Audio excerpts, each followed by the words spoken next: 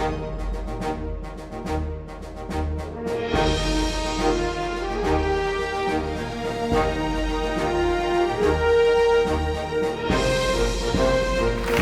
welcome retired filmmaker George Lucas.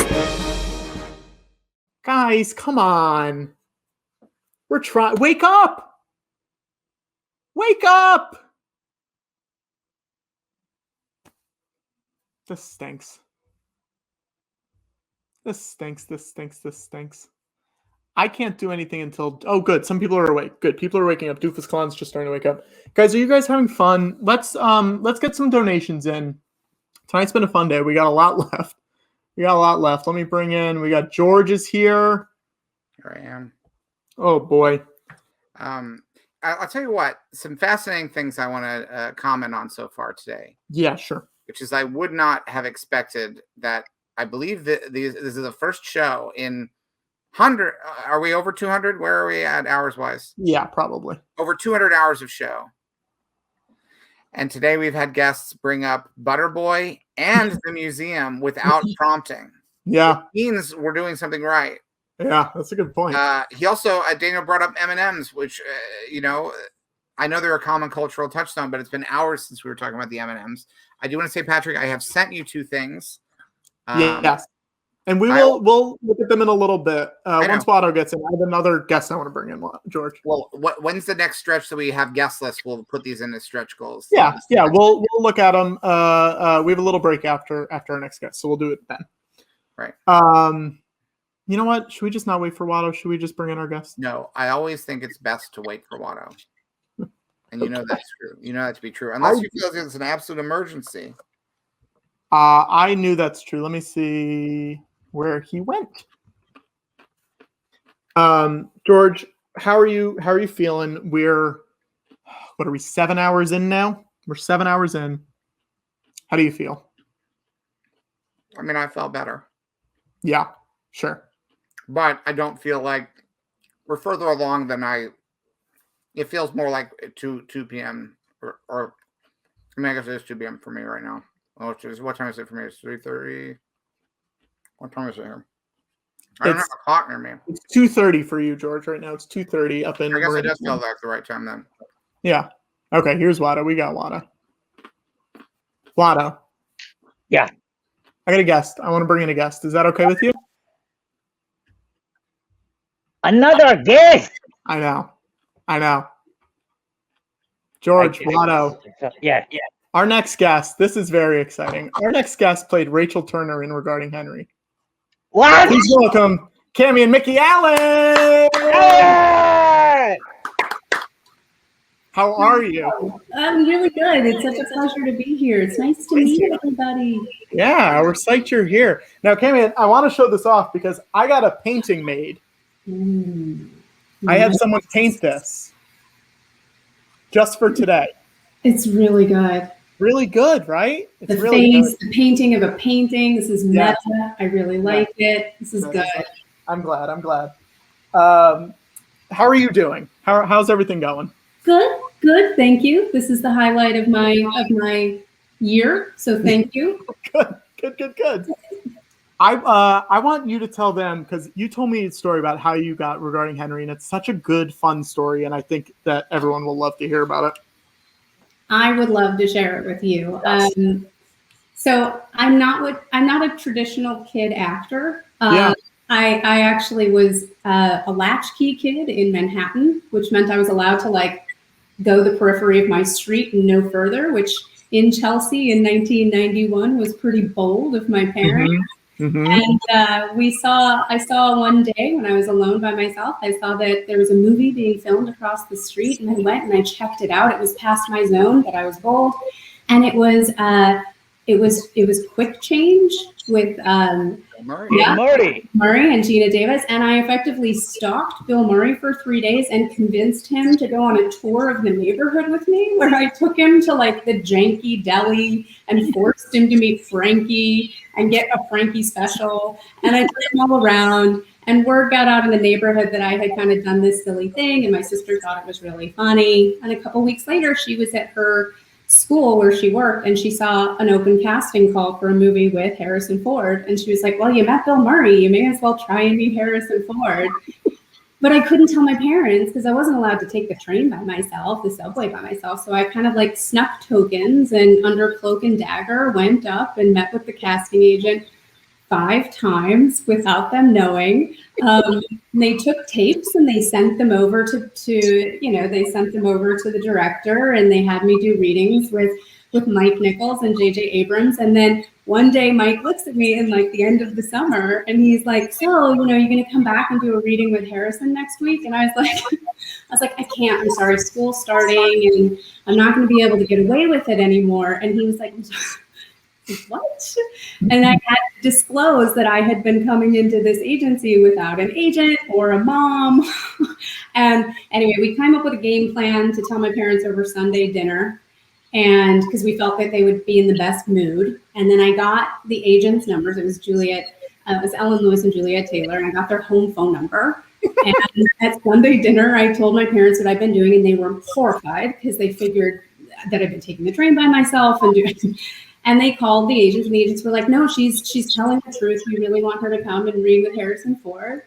So I got out of school and I got to go, and then I ended up getting the part. And that's how I ended up in the movie.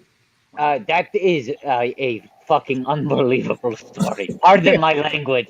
But when people come on and they say, like, I kind of got into the business in an interesting way, it's usually not that interesting or unusual. That is actually an interesting, unusual way to end up in a major motion picture. It was fun. I think they really thought it was funny, right? I think Mike Nichols thought it was really funny, and they couldn't believe the agents were like, "Where's your headshot? Where's your mom?"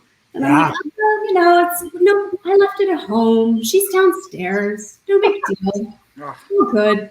I think I was 11. Wow, that's so funny. Now, if it's not giving anything away location-wise, where are you based now, Kamian? I'm in the New York area, but not the same neighborhood. No, I wish I was in Chelsea still. It's come a long way. What?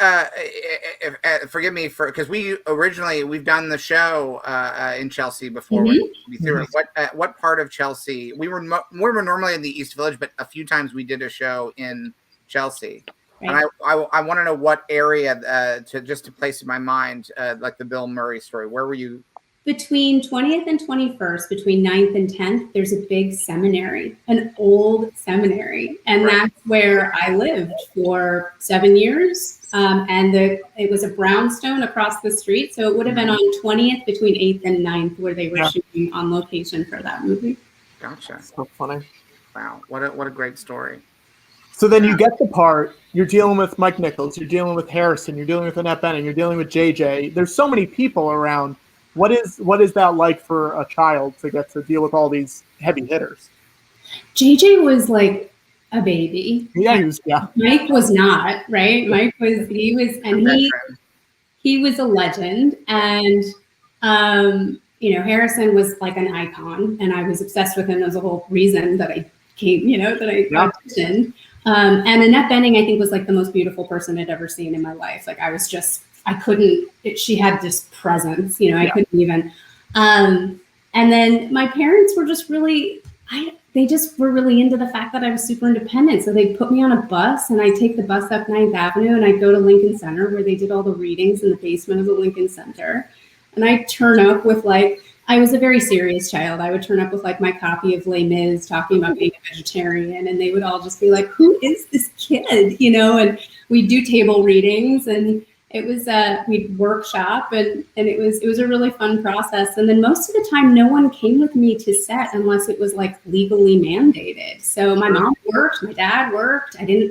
So it was a lot of fun, to be honest. I think, speaking as a parent, in the history of childhood rebellion, this would be the one that any parent would wish for in terms of Mom, Dad, let me tell you what I did, and please don't be mad. I'm in the running for a role in a Mike Nichols film. Yeah. It definitely set in motion, though, a whole precedent of teenage rebellion, living in Chelsea at that era that Right. probably they weren't so cool with when I got a little Right. older. But you know, that one was a good one. It's a great Yeah, but one. then at that point you can blame that shit on Mike Nichols. You're like, Nichols. I blamed it on JJ. Hollywood It's did this JJ's to fault. me. Yeah. I mean, George blames so much on JJ, so that yeah. George Yeah, blames Roma. everything on JJ, honestly. Mhm. yeah.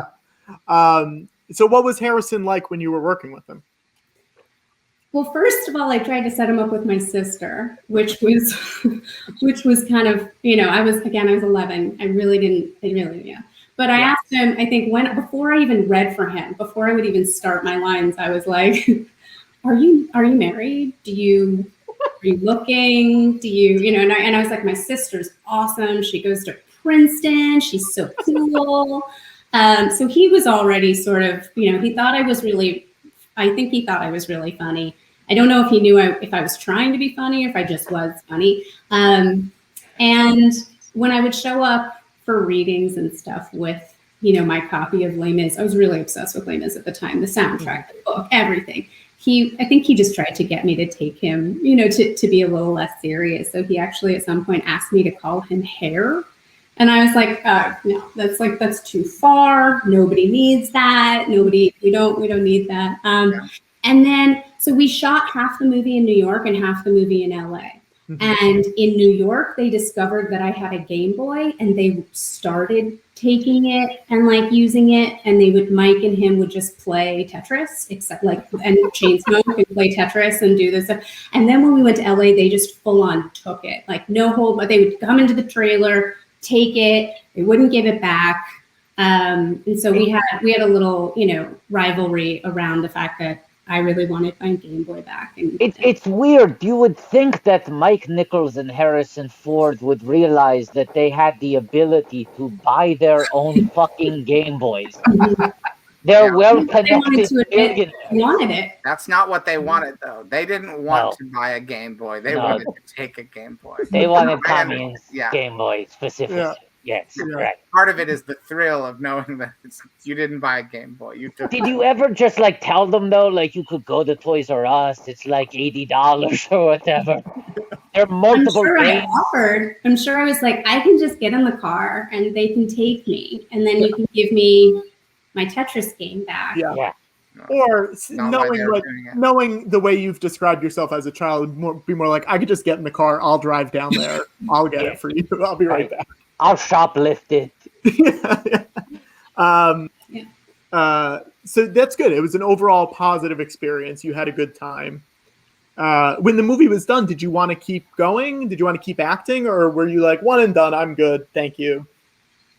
I really enjoyed it, but it was wild, right? Yeah. Like half in West Hollywood in 1991, half in New York. My school got really disrupted. I was not really into trailer school, which is something they do on production sets. Mm-hmm.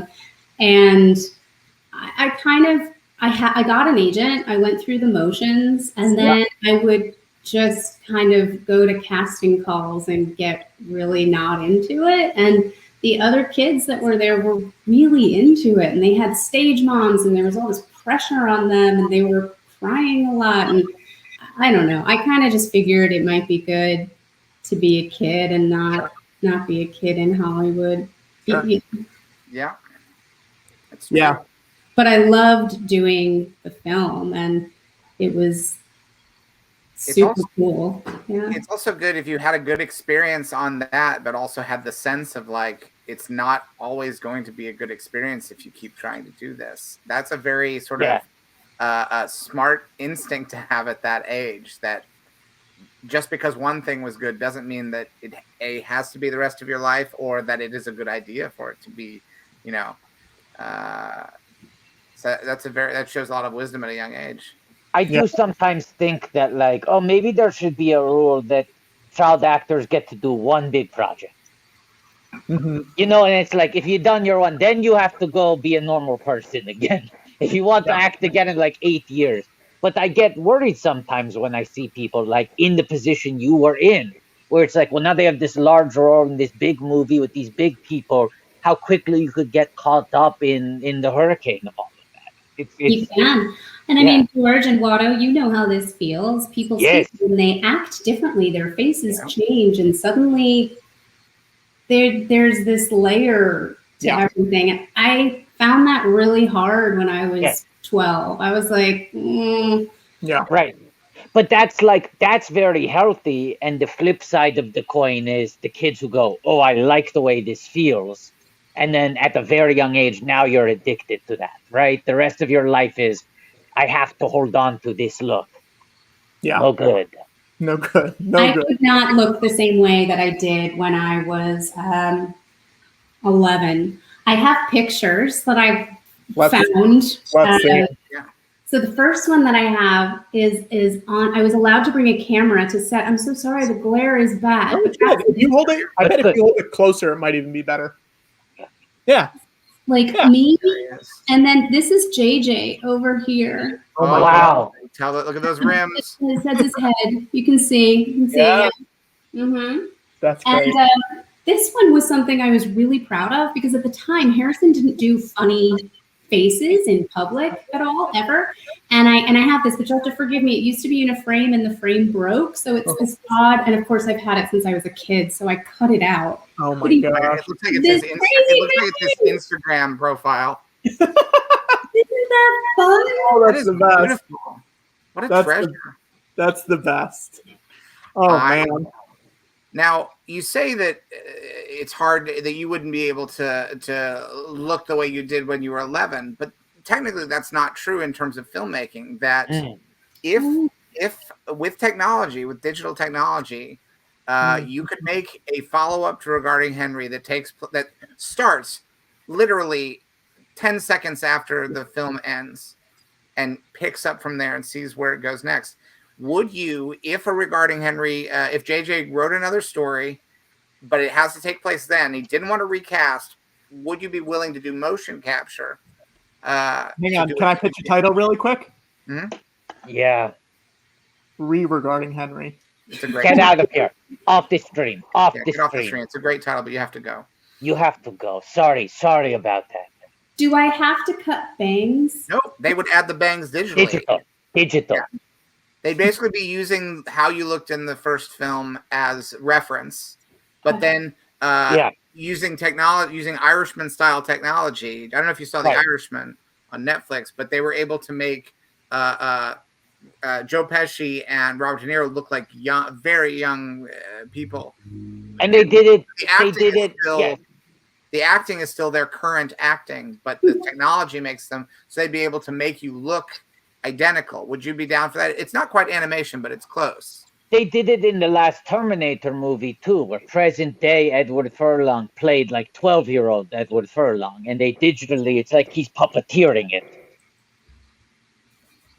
I'd be into it if I can do that. Yeah. I think there's a lot of that. Well, because probably what you'd want to do, because the first movie starts with Henry having this. He has and we probably want to have something happen to the kid in the second one, where maybe find out I'm a terrible person. What? Do I have to find out I'm a terrible person? Maybe the opposite happens. The opposite happens where, because he got shot and it turned him into a good person. Yeah. But what if it's a thing where she was already nice, your character? What if it is the opposite? So they got to figure out a way to make her nice again. I love this. Here's what it is. You start painting, right? And you're painting Dr. J, and you're painting Babe Ruth, and you're painting Pele, and you're like, what am I painting? And they're all Game Boys. They're all boys that play games. Patrick, off the stream. Off the stream. It's a good idea, but off the stream. Kamian, you have to understand, we cannot let this stuff go to his head. He comes in with a couple hot ideas. He tries to take over the show. So every time he has a good pitch, we're using that. Yeah. But we have to keep him humble. What we're talking about, child actors, keeping them humble, you know? So the film would be regarding Rachel. Yes. So you'd regard a different character, and you'd make a trilogy of it. Ideally, you do one for Annette, where we'd say she would have something. Maybe it's not always shooting. Maybe it's just a certain injury. Like you could make it a little more lighthearted, like falling down the stairs and you hit your head. Or someone, they go like, blunk, there's like a pluck to the forehead, like Birds fly around. Birds fly around. You're seeing these birds. I want it to be John Leguizamo because he was the person who fired that shot. Yeah. So I gotta bring him back. It would be great. And eventually you'd want to do a side series with him where maybe he gets hurt and he turns into someone who doesn't hurt people. Yes. Yes. And for that one, you'd want him to play all the people in this building. Like you'd have like, because that's where the mocap comes in great. You'd have him play the lady upstairs. You'd have the whole building where he lives. But that's, I mean, this is right. It's JJ. If you're going to reboot it, there has to be sort of franchise potential. You have to be able to go, and then we do the Leguizamo spin-off series, right? We do the Rachel sequel. Like, we need to build out this universe more. Yeah. I think for Leguizamo, it would be a regarding story. Yes. You know, it would be not part of the saga of of the Turner family. And then eventually you want to get these films on Turner Classic Movies. Because it's about the Turner family. And you're like, this is the real Turner Classic Movie right here. These are the Turner Classic Movies. Kami, did you ever watch Friends? Did you ever watch the show Friends? I did. Of course. I feel like I'd live under a rock if I hadn't. But yes, I did. Did you ever feel like Jennifer Aniston, sometimes when she was playing the character of Rachel, that she might have sometimes gotten confused and thought she was playing your character of Rachel from Regarding Henry? Yeah, I mean, anyone named Rachel on TV definitely has a Rachel complex. So it comes back to that performance of a 12-year-old in that film for sure. You were the original Rachel, as far as I'm concerned, cinematically. Yeah. I'm sure there were of course Raquel Welch, there were Raquels, but I can't think about a significant Rachel prior to Regarding Henry. I mean, there's Blade Runner. Yeah, it's just a prequel to Blade Runner 2049. That doesn't count. Okay. Yeah. Well, this brings up an interesting point. Kamian, what do you think happened to Rachel? What do you think her life was like after this movie happened? I fear for how Rachel turned out. You know, she watched a really pretty big trauma there. You know, she had to teach her dad to read again, and then he bought her a puppy from like a pretty bad store. Like me. So I don't know about Buddy. Buddy might not have lasted long. Buddy didn't seem healthy. We watched all the Buddies movies like a month or so ago. Yeah, and it turns out a lot of them weren't healthy, but go on. Yes. Yeah, I mean, she's like an affluent New Yorker who probably goes pretty sour after that. Although they did they lost all their money in the movie, so they ended up moving to some beautiful loft in Soho. So maybe she gets really arty. I don't know. Yeah. They lost all their money and then had to downgrade to a nice loft in Soho. Yeah, what a good time. What a good time where it's like the Green Acres of the early 90s was, oh, no, we got to downgrade to some loft in Soho. Let's get the bindle on the stick, a can of beans. I'm wearing a barrel moving into a Soho loft. It does, cinematically, it does tell you how the story of New York does change very fast from decade to decade, because it's not that many years since Martin Scorsese had made a film where the entire premise is that if you are in Soho, it is a nightmare that you can't escape from. And then the end of Regarding Henry is like, oh no, well, I guess we'll have to go live in Soho, but we'll be happy. We'll find a way, because we have each other, even though we're stuck in this hellscape that is a block below a Houston Street, you know? How times change. Now I'm looking at right now the 1990-1991 Young Artist Award. You got that, right? Were you nominated? I was nominated, but I kind of listen, Patrick. I feel like it was one of those things where if you went, you won. Yeah. Oh, but sure. I didn't go. Okay. I want to say the other names that are on there. The other names are this award. Yeah. The other names are Thora Birch, Heather Graham, Mila Jovovich, Reese Witherspoon, and a girl named Angela Goethals, who I don't know who that is, but and you. That's a pretty good lineup. Pretty good company. But you didn't go, like Brando. Yes. Brando didn't show up whenever he won for The Godfather. Yeah. Didn't he send somebody? Yeah. That's what you should have done. I mean, you said you felt like your mistake was not going. No, your mistake was not sending Sacheen Littlefeather to the Young Artist Awards. It genuinely would have been such a baller move to send Little Feather in your place to the Young Artist Award, because that really would have been laying down a marker. Like, look out, Brando, the new Brando is here. No Brando. Did you? You told me that you did a lot of the publicity for the movie once it was out. What was that? What was that like? Getting to go and have to sell the movie as a kid. Well, so I remember the premiere was at the Ziegfeld Theater, which was gorgeous. I think that was probably the first time I'd ever been there. R.I.P. The Ziegfeld. It's now an event space. Yeah, so beautiful, and that was sort of the first blast. And I think there was a publicity day before then, like a junket, and then there was a whole European tour and an Asia tour planned. And Mike got really sick, and Harrison wasn't doing the publicity for it, and Annette was filming another movie. Yeah. With Warren Beatty. She'd like gone to film, I don't know, something. And so I ended up doing the whole European. So I went over to Venice, and then we did the Venice Film Festival, and then we did a bunch. So I watched that movie a lot when I was a kid, and frankly have not seen it since. Because if you watch it like 20 times in a short period, you're good. You're like, I got it.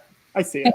Yeah. I feel like I remember it. But yeah, no, it was really, really fun. It was just me running around with my sister and tootling around and doing just silly stuff. Like, nobody was handling the kids. So we would like on lunch break go swimming, and I'd come back with like my hair insane. And they were like, why do you only have one outfit? And I was like, this is all you need. I have a shirt and a really nice skirt. And they were like, no, you need multiple outfits. So I probably caused whoever my handler was from Paramount a ton of consternation, because I just sort of turned up, and but it was fun. Publicity tours are no joke though, George and Water. I'm sure you know.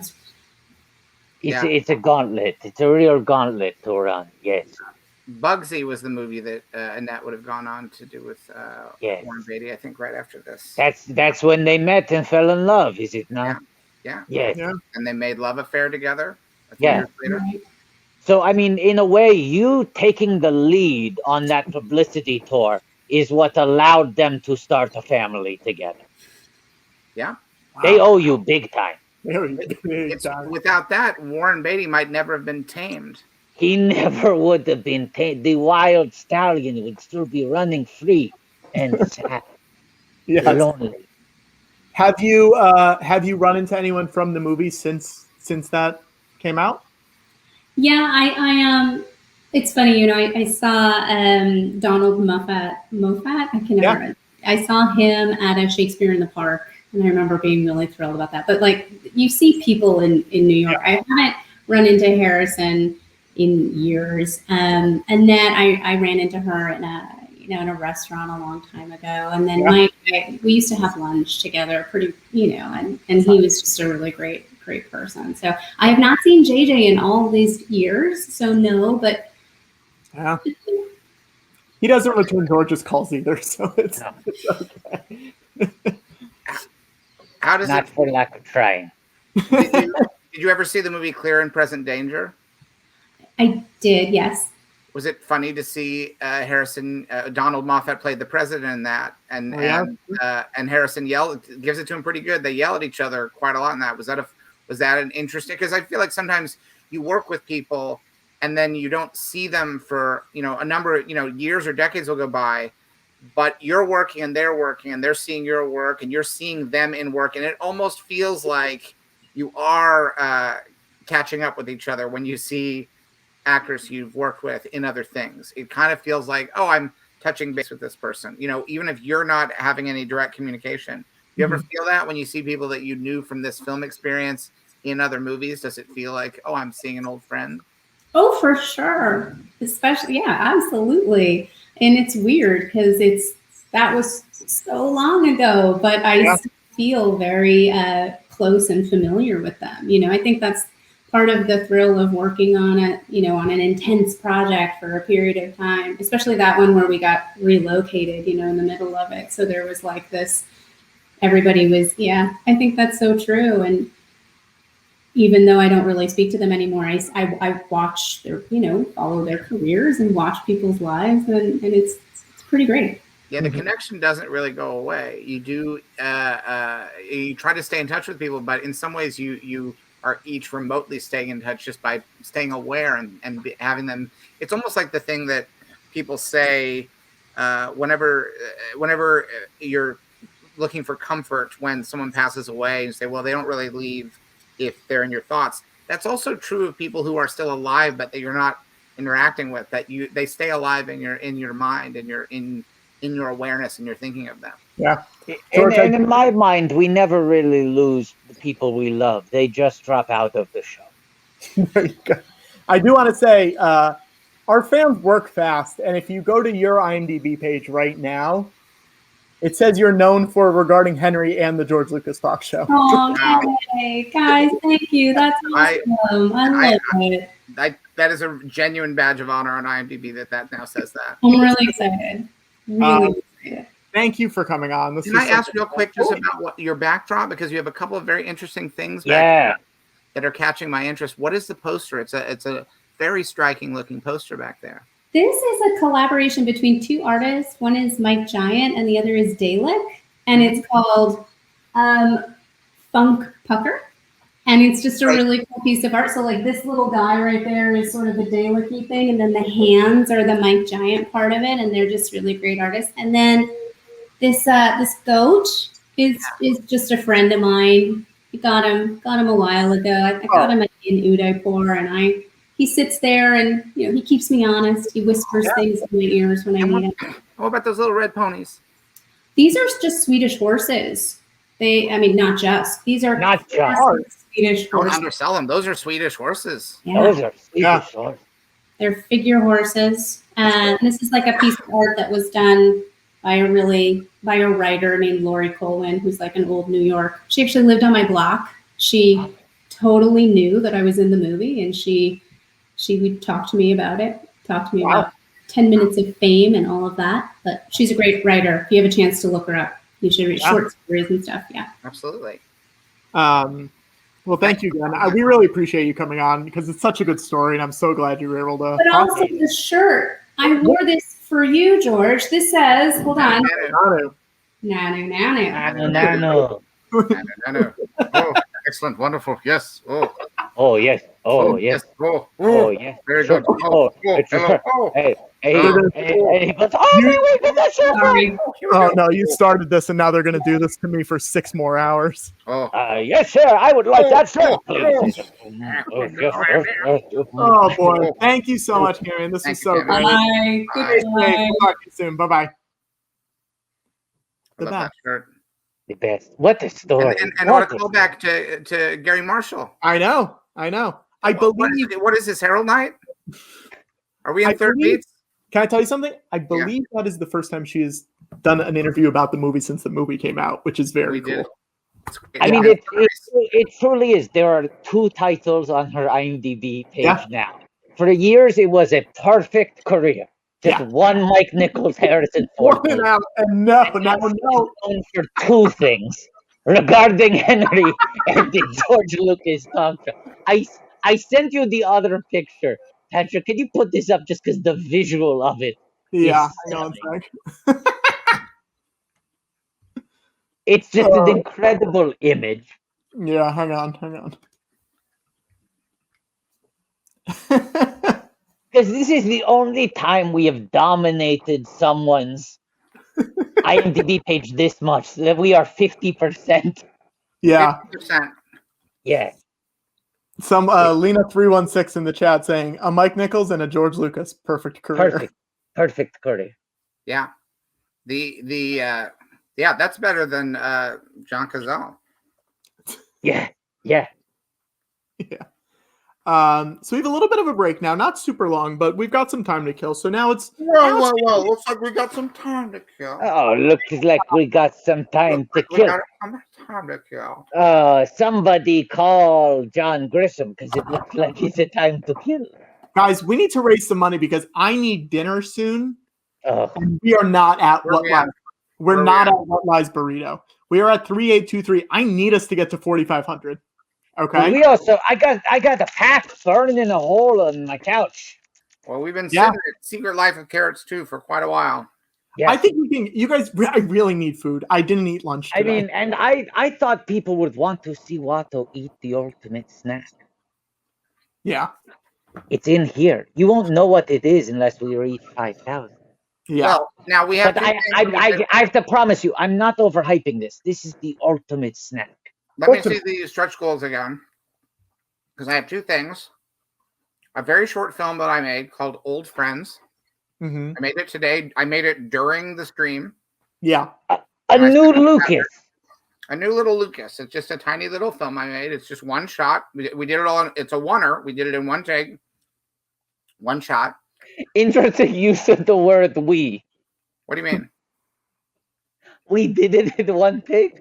Who else was on the crew of this film? Well, there's no other crew, but there's two characters in the film. Ooh. Uh-huh. Should we watch these videos, George? Oh, wait, we can watch. These are stretch goals. But wait, we can Stretch. watch. But we can watch the Lose Yourself one because that was already. That should also be a stretch goal. Let's Patrick, make it the next level. yeah, Patrick, why would we not? You always are going, no, let's give things away for free. And we're saying, no, we like charity. Actually, Patrick, we like charity. Okay, let's say this. Let's say make this. it, at 4,000 with the pack attack, we'll play the 14 seconds of. Just make it 3,900. Make it 3,900. And then what's the other one? What's the other one called, George? Old Friends, and Old let's Friends. put this up at 5,250. God, we better get the Old Friends tonight. I gotta know. We better get them. And I can't overhype the ultimate snack. This has been months in the making, the ultimate snack. I mean, I'll say this. To me, when I'm looking at these numbers and them slowing down, it feels like people don't want to see those videos. And they don't care. They don't give a shit about this. Like they like wings of despair. Wings of despair. Wings of despair. It seems like our viewers like their packs unopened and their snacks uneaten. And they're a vegetarian. Yeah. Sausages. And I also want to say, I'm still amazed that famously diabetic Patrick delays eating for a stretch goal. That man kills himself for us. I do. Yeah. I do. Yeah. So yeah. We need some freaking money to come in here, okay? Yeah. And in comedy, sometimes people say like, "Oh, you guys are killing it." Literally, you genuinely say like, "You guys are killing it," and the "it" is our producer, Patrick Cotner, famously diabetic. Look, hashtag let big squiggles. Hashtag let Pat eat. Let's remind hashtag people, yum yum. Patrick, how many cards are still unclaimed from the Young Indie Pack? I believe I'm going to look at the email to see how many. Okay, here we go. Hang on. 1, 2. Buckle my shoe. I still have 8 cards unclaimed. You still have 8 cards unclaimed. So 2 cards claimed. The 2 Roebuck cards claimed. Roebucks are gone. If we still want the Roebuck Jay Leno voicemail, you can do that for 500. We have 8 Young Indiana Jones Chronicles cards that will be signed by Corey Carrier, who played the titular Young Indiana Jones. And let's not forget that he said he might throw in some bonuses. Yes. Let's count them. On film, one of the under 5 people to play Indiana Jones. We got River, we got Corey, we got Flannery, we got Harrison, and we got Old Man with the eye patch. Right.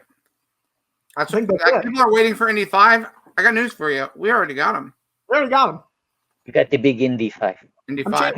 I'm changing my hat. Oh. Have you not seen Firewall, Watto? No, of course not. No, Watto, let me tell you this. Watto, I want to say this genuinely. Yeah. I think it's an underrated Harrison. Really? I really do. I think it definitely is of a piece with the thrillers where Harrison's family is in danger. Mm-hmm. Paul Bettany, Watto. Paul Bettany.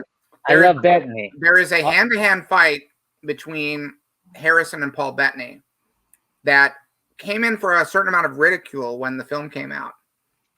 Because Harrison is an older man and the age difference.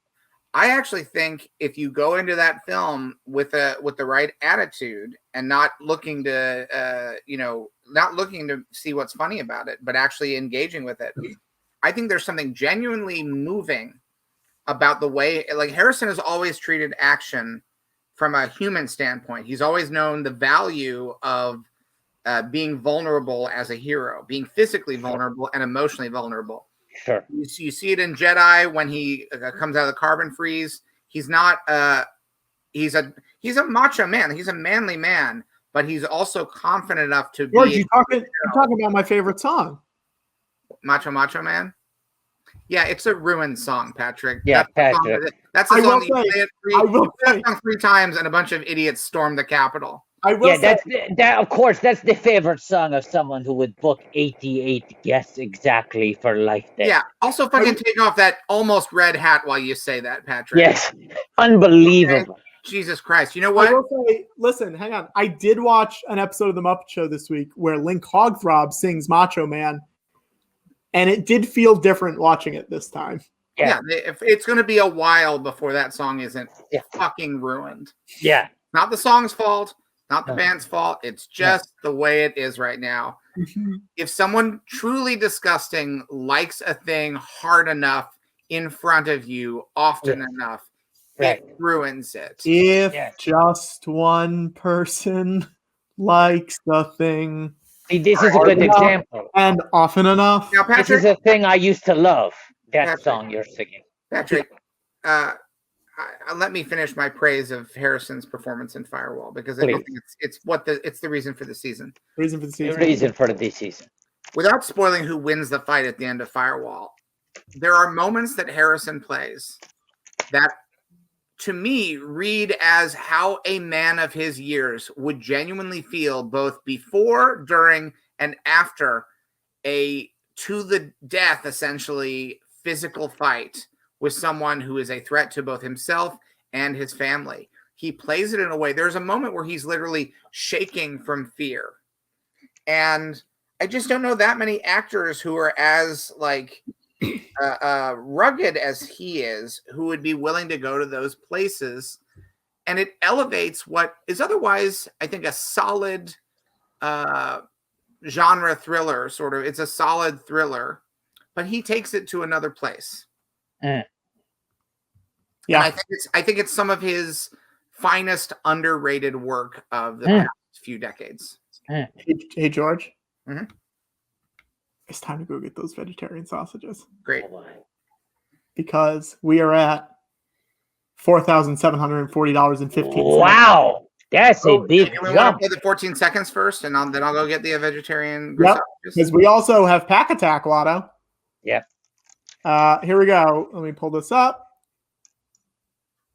Oh, I have another video. It's been hours, so we should give context to this first. This is don't play it. Go ahead. Okay. This is a 14-second clip from the show that we did in 2015 at the UCB Theater East Village. It was a show celebrating the bond between the tie-ins between Star Wars and M&M candies. Right. It was called Empire, right? M&M Empire, just with the letter M. Right. And I opened the show by doing a spoof that was a double-layered sort of hybrid spoof. It was Eminem's "Lose Yourself," but with lyrics that both related alternately to Eminem candy specifics and George Lucas Star Wars specifics. So we don't have footage of the full song, but here's another 14 seconds that we grabbed of a section of it. Here we go. A lowercase m on his front, he opens his mouth, but the nuts won't come out. He's crunching out, everybody's munching now. The clock's run out, time's up, Death Star, blouse, snack back to reality. Oh, he's 5 calories, oh, the nose ring. Multiple angles. A multi-angle. Multi-angle. I don't know how I have that footage and not the whole song. You should send that to me, because I don't have that. No, that's all I have. All I have is that clip. Oh, wait, you did send it to me also. I have another video to show. Should we make it a stretch goal? Because I want to make sure we show this. Absolutely, yes. Patrick. I'm going to make Let's remove that question from your arsenal today. Anytime you have something cool to offer on a charity day, I just remembered Yes. this. it's a stretch Patrick, goal. Everything is a stretch goal. Literally, Never the question. spirit is a stretch goal. So if you have a video 5,500, a video from a friend. and 6,000, I will recreate. You don't think we'll get flagged for the karaoke music of Lose Yourself, do you? I think that'll be fine. All right, I will do my best to recreate. Wow. I've located the file on which I wrote the lyrics for the full Eminem Lose Yourself. I think if you turn the sound almost inaudible and then you sing on top of it, I think it'll be better. But George, in the meantime, you should go get some sausages and some more sausages while Patrick and I have a little pack attack. Oh, we love pack attack. It's time for the pack attack. I'm gonna take George out just so it'll just be us. Yep. Okay, ready? Mine already started to come. Mine have not. Mine have not. I got mine from our friend over at Super Yaki. That's where I got mine from. If you order any product from Super Yaki, they always throw in a fun pack for you. And they saw Watto's name on the order, and they said, "Oh my gosh, Watto! First card, first card, first card, baby, card." And Patrick, yeah, the first card is not one. First card. Okay, second card. What's the second card? The French, hang on, let me read it. The French soldiers charge across the battlefield. Shells explode, turning the ground into crater holes. Indy runs through rounds of machine gun fire to rescue one of the French soldiers. Wow. So that was, of course, first card here was escaping the OPC killer. And the second card, hashtag the second card. Watto and Gardula. Or Jabba and Gardula. Jabba and Gardula and oh God, I want one Watto card. Okay, what's your hashtag the third card? Hashtag the third card. Indy falls in line with the infantrymen to say goodbye to Remy. Indy sets off to do his little contribution for the war. On his way to deliver orders, he stuffs the document in the gas tank. The motorcycle explodes like a fireball. Okay, ready? Yeah. Hashtag the third card. Hashtag the third card. It's Yoda in the poo-poo chair. He's too old. There's already too much anger in him, Mace Windu says of young Anakin, but Qui-Gon disagrees. He's the chosen one. You must see it equally insistent as Yoda, who implores Qui-Gon not to train Anakin in the ways of the Force. The boy is dangerous. They are sensitive, observes Obi-Wan. Why can't you? Qui-Gon maintains that the boy's fate is uncertain, but not necessarily dangerous. I accidentally showed the fourth card, which is Jedi versus Sith. Okay. Well, here's my fourth card. You ready? Yes. Indy is sent to spy on the Germans. He reports back that the Germans are bringing up 2 big Berthas. General Nivelle believes this is inconceivable. Are you ready for hashtag the fifth card? Hang on. Everyone is saying cancel Indy. Problematic card. I'll let you guys take whatever you want. Whatever your stand is on this. I thought he was just dirty in that photo, but perhaps I'm giving him a generous read. Are you ready for the fifth card? Yeah, I think, oh wait, you know what I think it is? I think something, I know what it is. I think something exploded on his face, and this is a cartoonish, soot cloud. Patrick, you have a tendency where someone tells you they're about to do something, and you agree to it, and then just immediately start saying or doing something different. I said, are you ready? You said yes. I lifted the card dramatically, and then you doubled back to the previous subject. R2-D2 is the fifth card. With a little help from R2-D2, Anakin's pod racer engine finally ignites with a roar. Meanwhile, Qui-Gon has taken a blood sample from the boy and cannot believe what it reveals. The readings off the chart. Obi-Wan reports from the Naboo Royal starship. It's over 20,000. Even Master Yoda doesn't have a midi-chlorian count that high. More than ever, Qui-Gon is determined to solve the curious mystery of Anakin Skywalker. Hashtag the fifth card. Hashtag the fifth card. Guess who it is? Who is it? It's our little buddy. Hey, it's our little buddy. Mato. So definitely the first 2 people who donated early get the first 2 glory cards. Yes. Mato saves Indy from a slithering snake. An old woman leads them to the Liban. The wise man tells them that if they find the root melon, they will find Burton's fringed-eared oryx. Wow. And I'll also say, guys, if you have donated $100, send an email to thegeorgelucastalkshow@gmail.com and you'll up to 10 people will get a card. Now, can I please reveal hashtag the 6th card? Whoa, Captain Panaka. Jar Jar Binks leads the way. Ahem. Pondering the fate of Naboo, Jar Jar believes the Gungans might be willing to help save their planet from the Trade Federation. Gungans nothin without the fight. Upon hearing this, Queen Amidala makes a crucial decision to commit to a war of liberation and enlist their help as she and her allies head back to Naboo. And can spend some time with Rick Olay and begins to learn the basics of piloting stuff. Hey, look at this. Watto.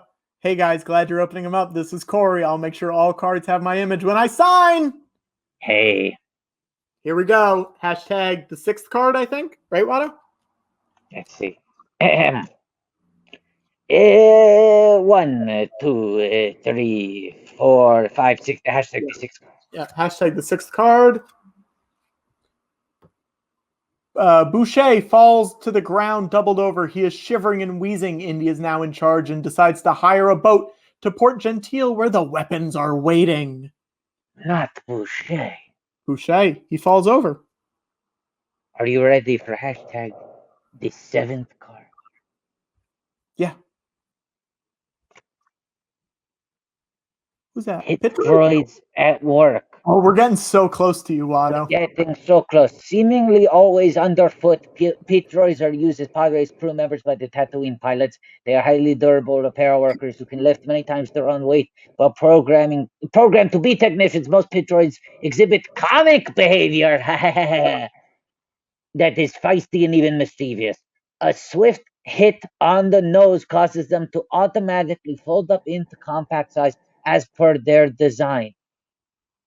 On the left, R2D2, Watto Junkyard. It says Watto on the back of this card. Okay, that counts. We're getting so close.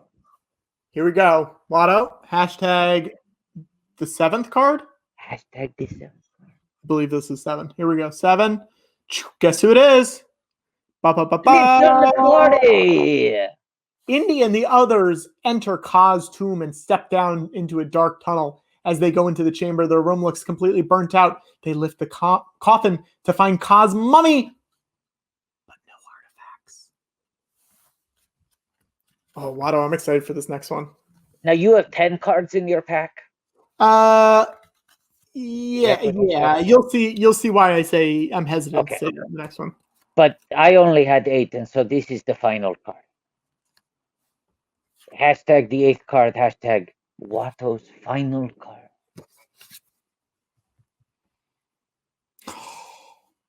Guardians of Peace.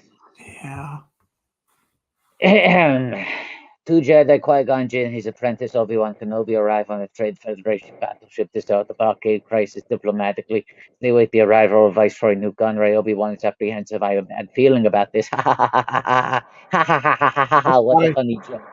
The more experienced Qui-Gon remains calmly in control. Don't center on your anxiety. He tells his protege, keep your concentration here and now where it belongs. Wait a second. This is the back of the card. Is it Watto? Whoa! Oh, Watto. It's Watto on the card. Now Watto. It's a Watto. Now Watto. Yeah.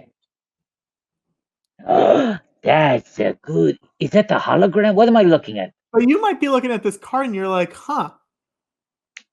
Why is it so funky in red and blue? Wait a second. Wait a second. I'm trying to see that card more clearly. Hold it up to the camera. Oh my God. It's like the camel's popping out at you. Oh no, the camel is in my face. Oh no. Yes, 3D card. You pop out the eye holes and you can look. Whoa. So Indiana Jones 3-dimensionally. Pull out Young Indy 3D viewer from the card pack and punch out eye holes at the perforation. Place in front of your eyes and 3-dimensionally view Young Indy as he journeys on camelback to the Valley of the Kings to explore the ancient tombs of Egypt. But Watto, that's not all. What? Look at this. What's this? Hold on, let me put my glasses on. What's this? Look at this. A checklist! It's a checklist, but what if it's also a hidden treasure? Because when you open this up, it's a little motorcycle. What?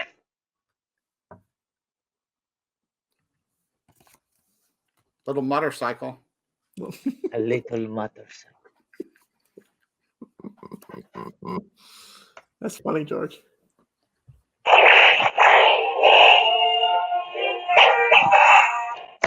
Now, Watto, you're doing that, but what if we had some fan art to show off? I love fan art. Oh, parts time. Indiana Jones meeting Johnny Thunder. The real So it's Johnny. Right, it's a Lego India real Johnny. It's pretty good. It's pretty great. Thank you, Eric McKenzie. Let me see if we got anything else. I feel like we haven't shown off fan art in a while. We probably have something else. George is eating this sausage like it's a cigar. It's kind of, the thing is, a vegetarian sausage. And Watto, look at this. Look at this. Rachel.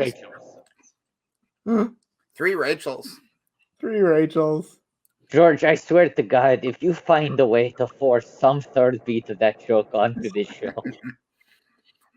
I'll tell you what, because there was, there's a certain amount of cool that's attached to cigars that is also very off-putting to a lot of people because people find cigars disgusting or whatever. And if you were to replace a cigar with a meat sausage, it would sort of be a lateral move in a way because a lot of people would be disgusted by the use of the meat. But a vegetarian sausage might be the perfect substitute for bringing back the certain kind of cachet that smoking a cigar, like the certain, I would wonder if this could catch on. Maybe. Watto. No, this one's good. That's red Watto, blue Watto. Red Watto, blue Watto. You look so strong there, Watto. Thank you.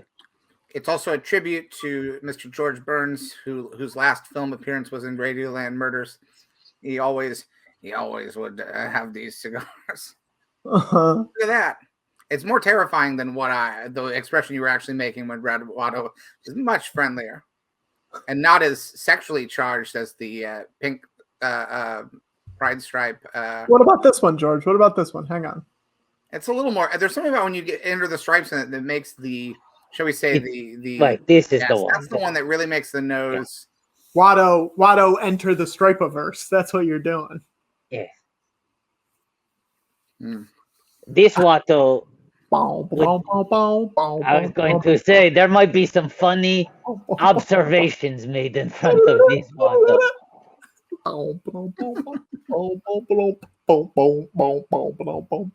Watto, you can tell jokes while I sing if you want. Okay.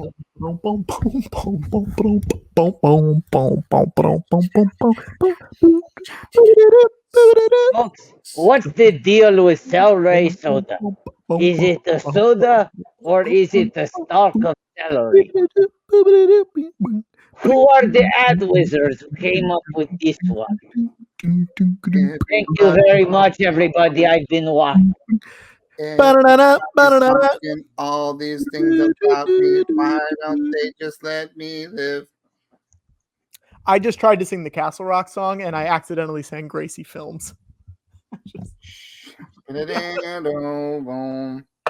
What's Castle Rock? Boom, boom, boom. Right. They're real close. Versus Gracie Films. Yeah. Boom, boom, boom, boom, boom. No. Guys, good news. We got an update. Wow. Actually, a pretty good update. Watto. What? George, first of all, I ordered my burrito. I'm going to be honest with you guys. I ordered it before you hit that number. I knew we were going to get there, so I already ordered it. That's not fair. That's not fair.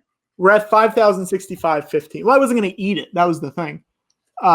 We are at more vegetarian sausages, and Watto gets to eat hashtag the ultimate snack. One of the big moments today was how much Julian liked Watto. Yeah, really. Love. Another moment that I've been really sitting on is the fact that we talk a lot about Norman Rockwell, but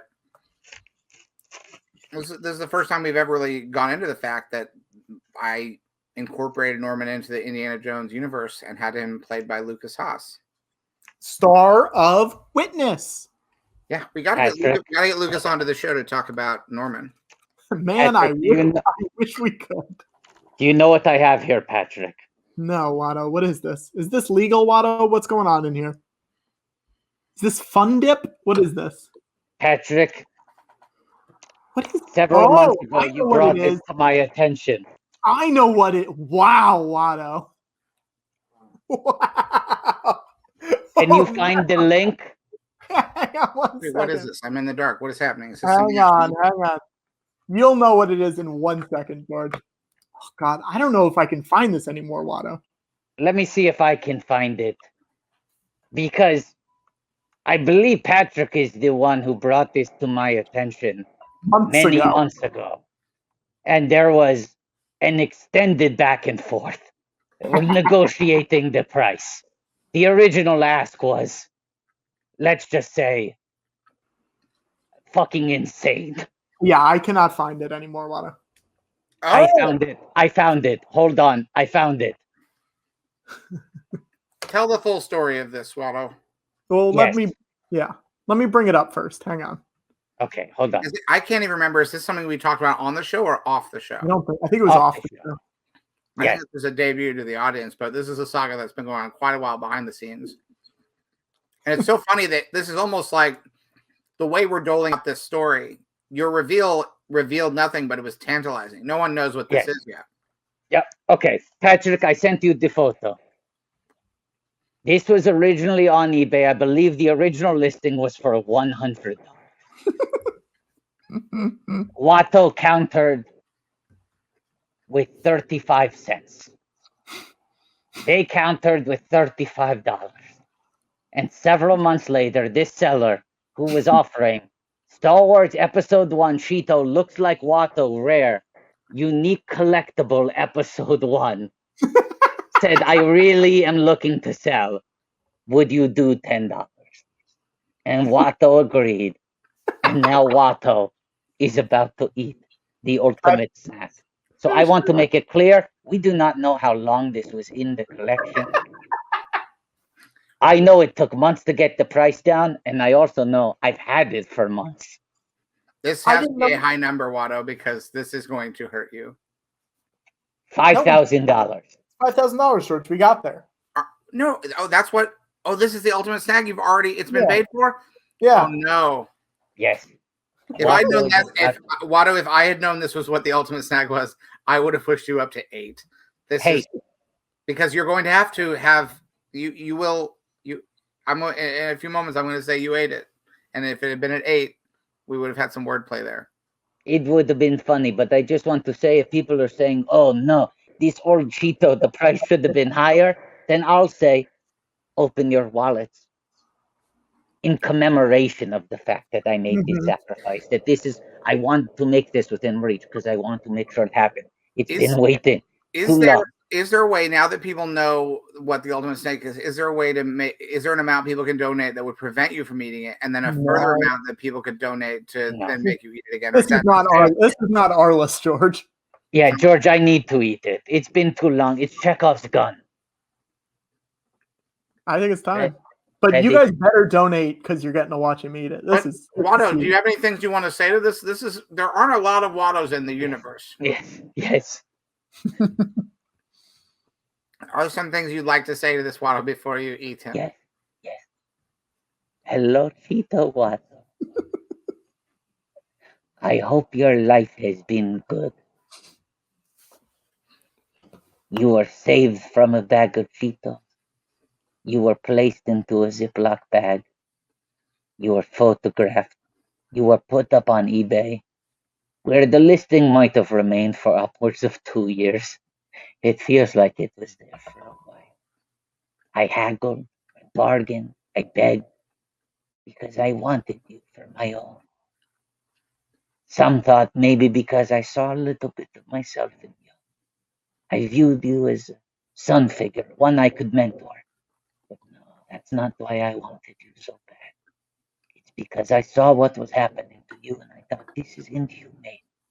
The Watto Cheeto, after all, is a Cheeto. It was meant to be eaten. And now it has been plucked from the bag and put on display like some sort of freak of nature. An elephant man.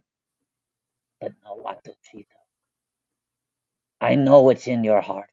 I know what you want. And I know where you belong. And so I say this with the greatest compassion. Watto Cheeto. Get in my belly!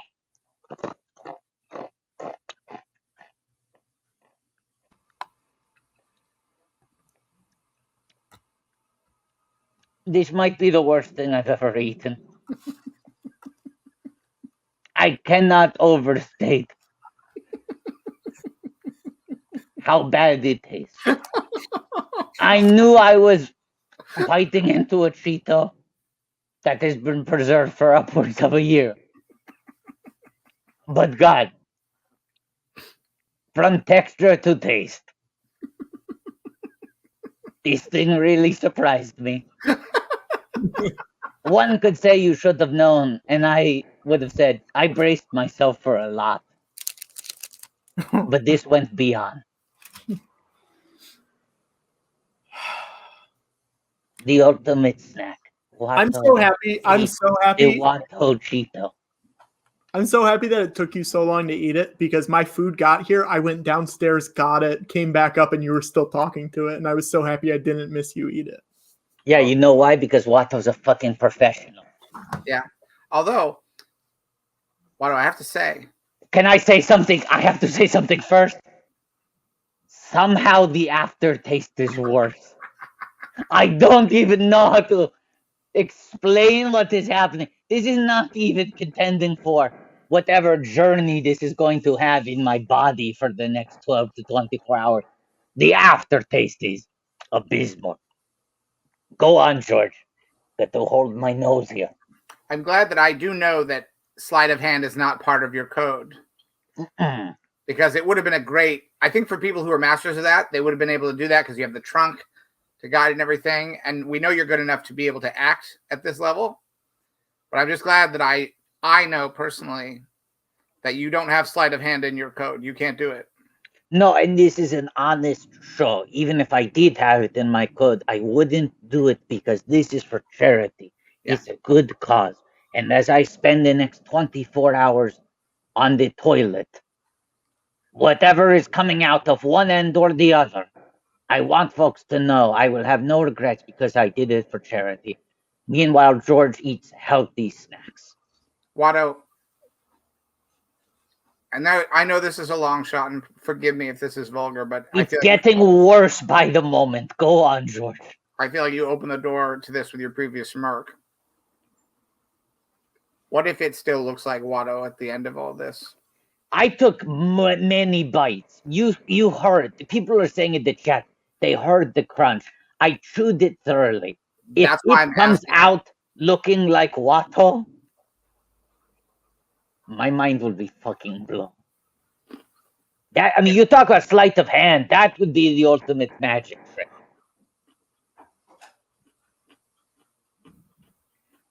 This is what it tastes like right now in my mouth.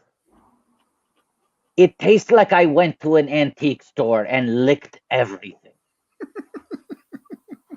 It's the only way I can describe it. It does not taste the way any food I have ever experienced tastes.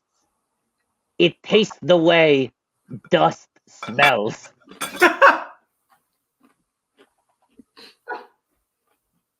It's so bizarre. It's so bizarre. I can't even.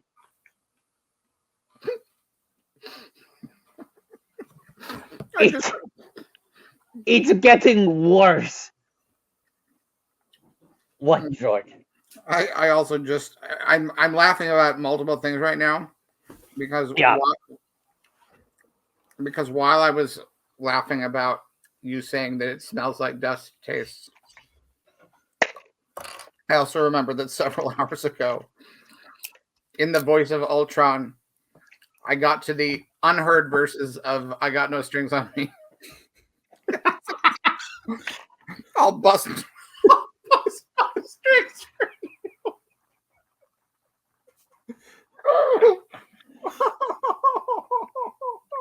I have to say, just as Oh, it's a necessary measure at this point for multiple reasons. A, to get the taste out of my mouth.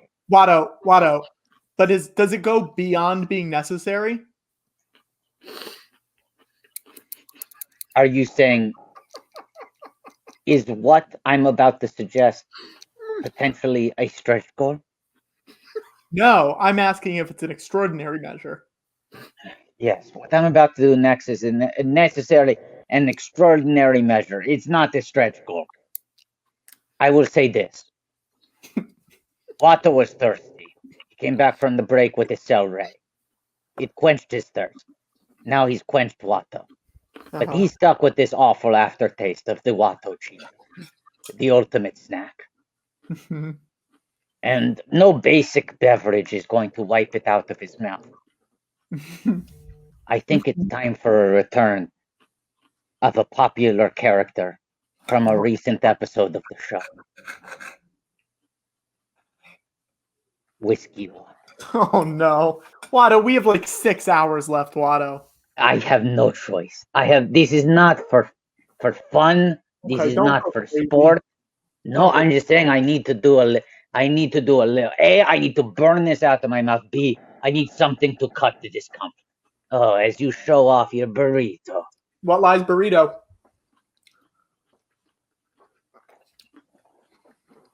it's as if What lies burrito? when you get to those extra verses of I Got No Strings on Me,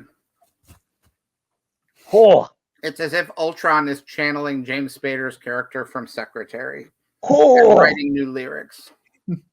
oh. Watto, you did this to yourself, man. Whiskey Watto, I did.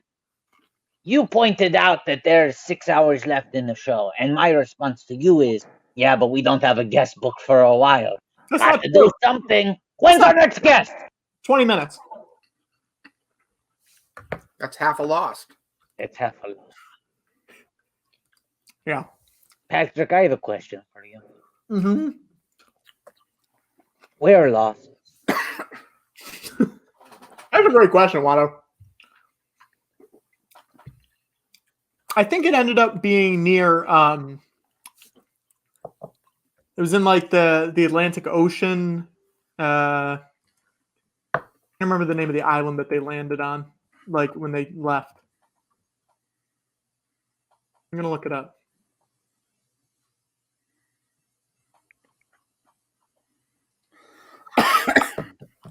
I remember hearing, what was that play called? It was called like That Winning Season or something that they did on Broadway some years ago, the revival, and it was like it was like Jason Patrick and Yeah. Jim Gaffigan and Brian Cox. And they said that every night before they went on stage, they would take a glass of whiskey and swish it around in their mouth like mouthwash. And it like gave them the like bravado to get on stage and do this swinging dialogue, this like guy play. Mm-hmm. And that was always in my head of like, oh, it's like a thing to do. And as I took the bite of the ultimate snack, the Watto Cheeto, and I looked for anything to numb the pain, and I saw I still had the Nico whiskey from the barrel as recommended by Bill Oakley.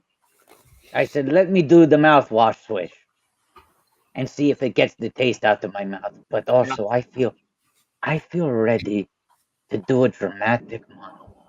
Whoa. What I'm saying is, I feel that bravado right now, and I want to say $100 donation. Let's make it less. Let's say $50 donation. $50 donation. Yeah. Watto will read a month.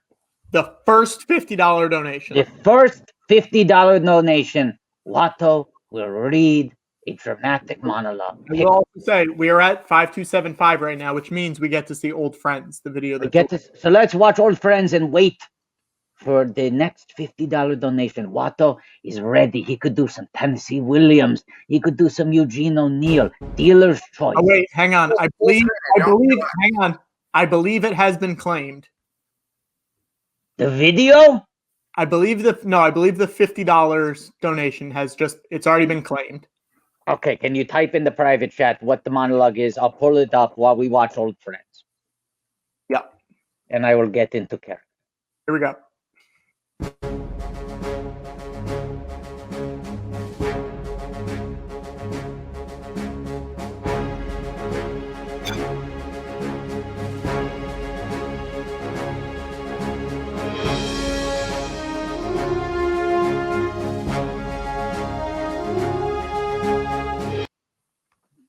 There you go. There you go.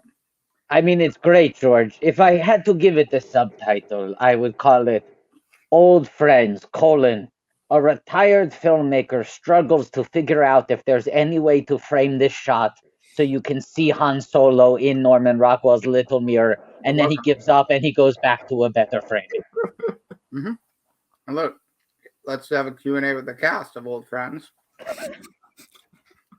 Oh my, the cast of Old Friends is here with us tonight? Wow. Let's talk. Okay, I have a question for the cast of Old Friends. Oh, look, I did it. Oh, you did it! Special edition. But I can't get myself out of the shot. Oh, yeah. No. Okay, what, Watto, yeah, you have a question? Hi, I have a question for the cast of Old Friends.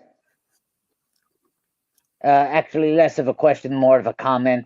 I love short films. I think they're such a rich art form.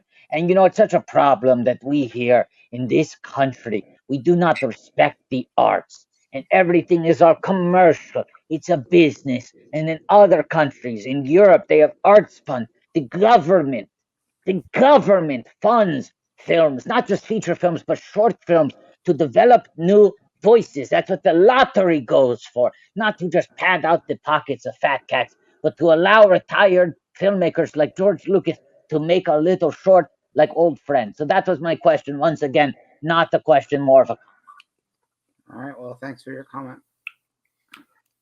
I have a question. Yeah. Oh, yes, Patrick. I guess this is technically more. I'm sorry, Pat the Rat? Yeah, actually. I'm sorry, Pat the Tui? Oh, yeah. I actually think that this might be more of a comment, too. Oh, wow. I didn't like it. That's all I got to say. I just didn't like it. You didn't like it. George, the filmmaker, would you like to respond to this pointed criticism of your new film, Old Friends? I have a question and a comment. What's that you're eating? Burrito. All right. I guess the comment would be, I guess the question then would be, why don't you shove up your ass?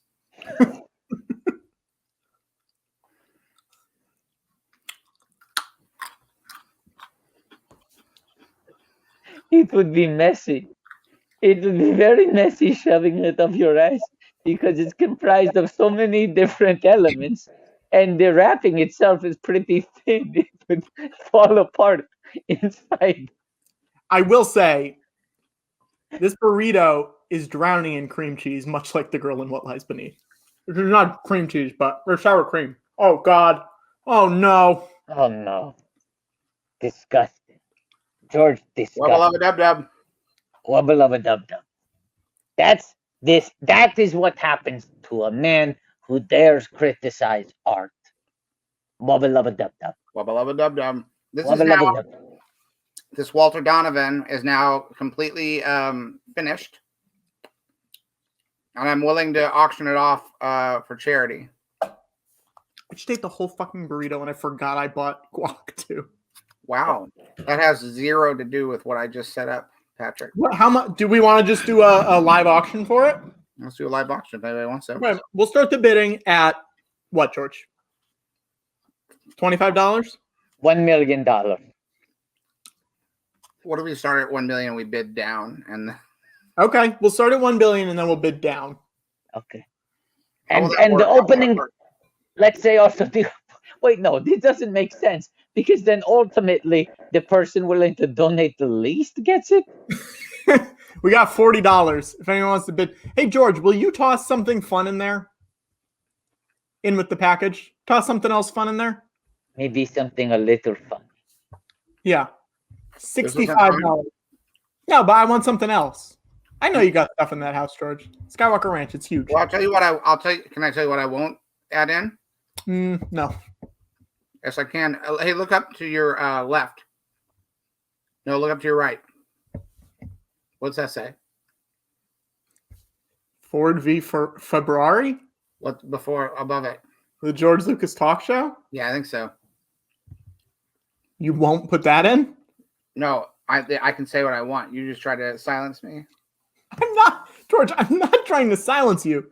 You always think I'm trying to silence you. You're trying to cancel George. You're trying to silence him. I'm not. I'm I feel silenced, and God. I'm not gonna put Teeny Tiny Batman in. Oh, you're not going to put Teeny Tiny Batman. We're up to $90. What about a little bit of Ronnie Dust?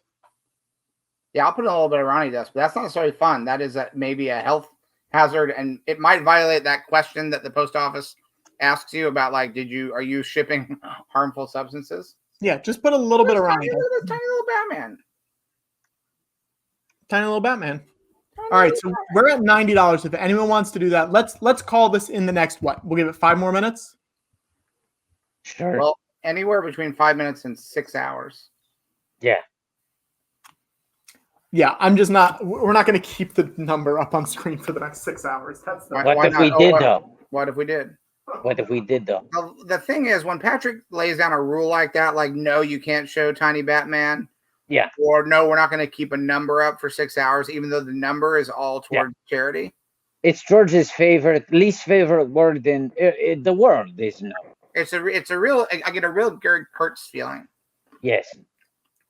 He's As got in- big as in- Kurtz energy, and it's not a compliment. Yeah. That's what we used to call. That's what I used to call him behind his back. I used to call him Gary Kurtz my feelings. Yes. Mm. Okay, so I looked up the monologue that was suggested for the person who donated for the Watto monologue. I sent it to you, right, Lotto? I did. It was a little non-specific, but I think I have the monologue they want. So I'm going to perform it now. Okay? Let me get into character. The lips, the teeth, the tip of the tongue. Okay, ready? Troopers! I have just received new orders. Our supporters say the war is cancelled and we can all go home. Bison is getting paid off for his crimes, and our friends will have died here. Will have died for nothing. But we can all go home. Meanwhile, ideas like peace, freedom, and justice, they get packed up. But, we can all go home. Well, I'm not going home. I'm gonna get on my boat and I'm going upriver and I'm going to kick that son of a bitch Bison's ass so hard that the next Bison wannabe is gonna feel it. Now, who wants to go home and who wants to go with me? That is Jean-Claude Van Damme's speech from the movie Street. Thank you, Lotto. It was a pleasure. It's a pleasure. I mean, I didn't have to do much with it. The material was there on the page. It was there on the page. It was easy to play. Good writing, always.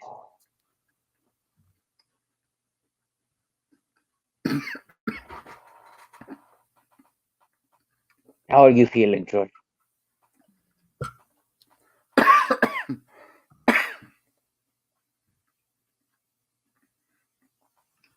I'm masticating. Sometimes I feel like you get hung up on a certain word. Like last week, you were so hung up on docent. And this week, I feel like you're hung up on masticating That's in a a great. little.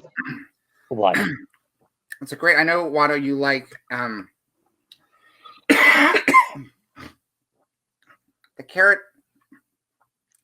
piece has gone to the wrong place. Oh, no. Hang on, Watto. We did get another donation request, and I do want you to read this because I think it's also something. Before we get to that, Patrick, I know, Watto, you like as an actor, you like to articulation exercises before to warm up. I think it's a very good one. The docent was masticating in the museum. The docent was masticating in the museum. I'm going to do the second monologue. Will you warm up with my warm up? I will. I also think I need to do a second swish of whiskey for this. This is a real tough one, okay? The docent was masticating. Okay, ready? Yeah.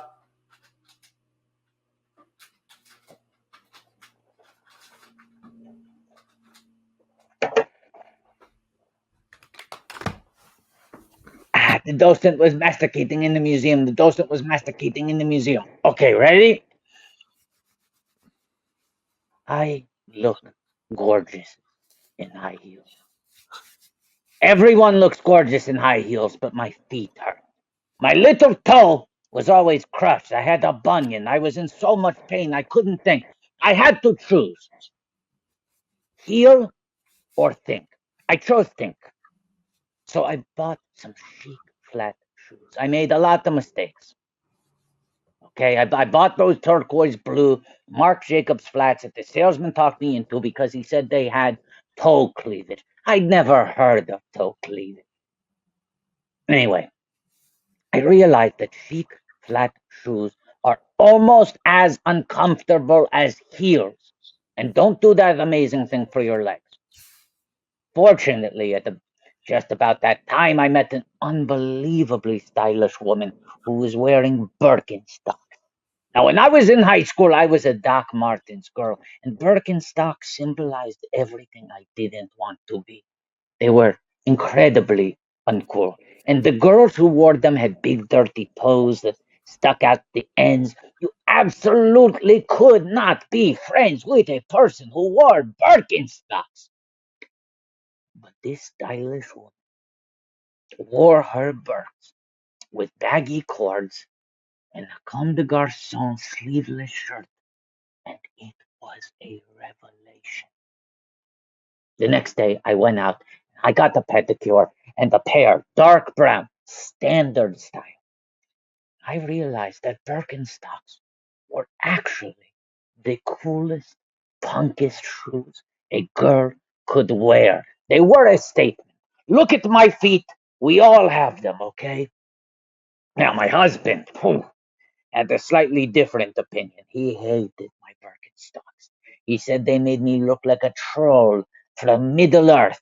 And once when the Yankees were in the playoffs, he made me take them off before coming into the same room as the TV so I wouldn't hex the team.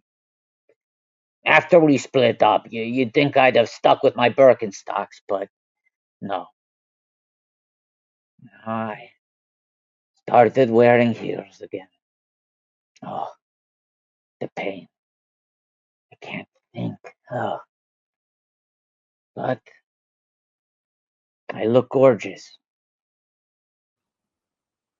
I had to choose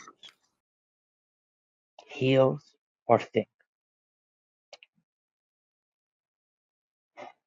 I chose heels. That monologue is from Love, Lost, and What I Wore by Nora and Delia Ephron. One of my favorite moments in over 200 hours of this show is Patrick now opening the door and closing it. And someone please clip that quick and show it back to us? Can we clip it and flip it? Clip it, strip it, please. Oh no! Here's what happened. Here's what happened. I left the stream. So I could go run to use the dang bathroom for the first time in hours. I came back and I was like, oh, I want to be here when we go back to the 3-shot. So I click add to stream, and then it just brought up just the stream. The fact that she went, and you went, hey. Oh. And Watto, like an absolute pro. It really was like being in a I theater. don't think Watto saw because I think he had the words up, right? No, that's not why I didn't see. I didn't see because I was in it. Yeah. You have to understand, when you are acting on a stage, you don't see the audience because you have to focus on the reality of the scene you're playing. Gosh, that was so funny. Yeah, because acting is reacting, but it also is specifically reacting to specific things, Yes. not Yes. and drowning out Yes. all other things, not reacting Yes. to everything. Yeah. Yes. Patrick, what it looked like was a dumb tourist had somehow gotten lost in a Broadway theater. Yeah. And instead of entering the theater to go back to his seat, somehow found himself backstage and opening a door on a set and then closing it again. It really was a great moment. Oh my gosh. George Watto, I got a guest. All right. What? I have a guest. Isn't that exciting? Again? We're gonna bring in a guest. Oh, Now, this is a guest from a movie that we talked about earlier about how much we all like. Okay. I mean, we like a lot of movies. That I doesn't know. Patrick. I I know, like the movie. but I want us to welcome George. Come on, What am I gonna do, man? what a mess. I want to welcome Lisa Bartlett from Morning Glory herself, Elaine Marcos. Oh, here she is, Lisa Bartlett. Hello. Hello, everybody. How are you? I'm very good. I'm very good. Thank you for coming on. We honestly were talking for a while earlier about how much we love Morning Glory. Really? It's great. A deeply underrated movie. You don't have to say that. Like Okay, wait a second. Do you want to get into this? Listen, Elaine, I have been doing this show with these boys for 5 years, going on 6 years. you 6. I think it's like 6. But anyway, I don't want to correct you. I just. The point is, this whole time, Morning Glory will come up fairly often because J.J. Abrams produced it. Harrison Ford is in it. It's a funny trivia fact that it's a different J.J. Abrams, Harrison Ford movie from around the same time as Force Awakens. I bring it up every time I say, that movie's actually really good. You guys should see it. And they go, oh yeah, oh yeah, oh yeah, oh yeah. And then this last week, as these two knuckleheads are doing prep work for this show, Patrick texts me, oh, who knew? Morning Glory is actually really good. Watto knew. And then George goes, I guess I should watch it. I didn't know. I guess I should watch it. Watto's been telling you the whole time. Morning Glory slaps. It's great. Yeah. You're great in it. This is sincere emotion. Yeah. Yes. I feel like it's an attack, but It's an attack of love. It's an attack on them. They did everything wrong. You did everything right. Yeah, I know. We at one of our New York Comic-Con shows a few years ago, we said, guys, we're going to give out the prize from a recent J.J. Abrams Harrison Ford movie. Isn't that exciting? You guys are all going to get a prize. And we gave them all film strips, 35 millimeter film strips from Morning Glory. From Morning oh Glory. my goodness! This happened at Comic-Con. This was a big hit at Comic-Con. Yeah. So we're not fronting here. This is real. This is real, true love. I mean, that's a film strip. That's Rachel McAdams. That's amazing. Yeah. But at that time, they hadn't seen the movie, and I said, show some respect. Yeah. Respect, guys. Respect. How did you get involved in the movie? I went in and they were looking for, I remember they were looking for an entertainment reporter to play this role.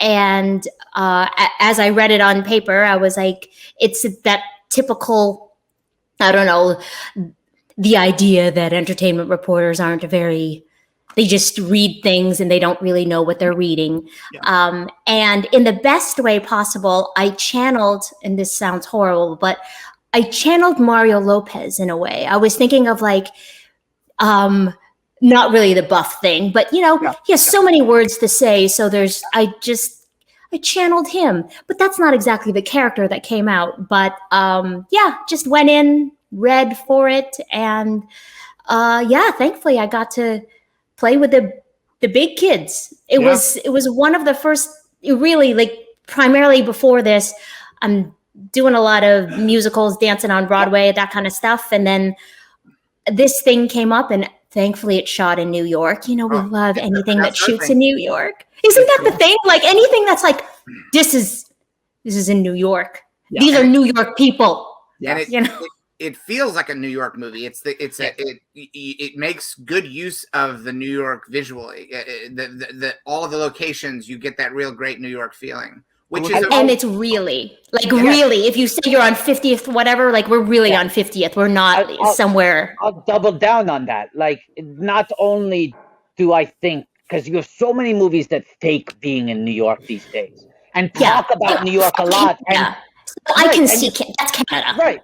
You're like, I know it isn't, right? Not only do I think Morning Glory actually makes good use visually of New York as an environment, you're actually owning these buildings and everything, but I do think there is a verisimilitude to the movie from actors like you, New York natives, locals, playing the roles. It doesn't feel like, oh, we set up shop in Vancouver and we're hiring some day players and they're coming in and going like, New York, da-da-da. Yeah. Like, no, this is real. Where will you go? No, it really had that pace, that feeling. And even though, it was really kind of fun to be able to be part of that. And I lived around the corner from where they were shooting in Harlem. And that's when you feel like, whoa, I'm not even traveling that far. Like, I just biked to set.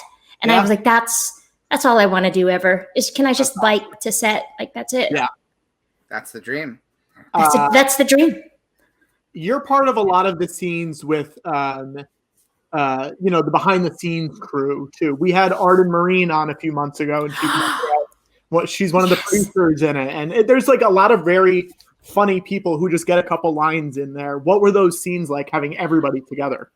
That's what I loved I learned so much when we did those scenes where everyone was pitching. And, of course, they used just a couple moments. But if you look at everyone in that room at that table, like all the producers that were pitching things, I just look at them now and you go, okay, Rizwan, did all these people, and you go, and I kind of knew that I was surrounded by cool people, but I didn't know them yet. So I really felt so intimidated. You know that thing when you're like, okay, I don't want to totally jump in yet. It's got to feel the vibe, but everyone was so supportive. And then you have the big names. Yeah. So it's that game of, hey, I'm here, but I'm here to do work, but we're not best friends yet.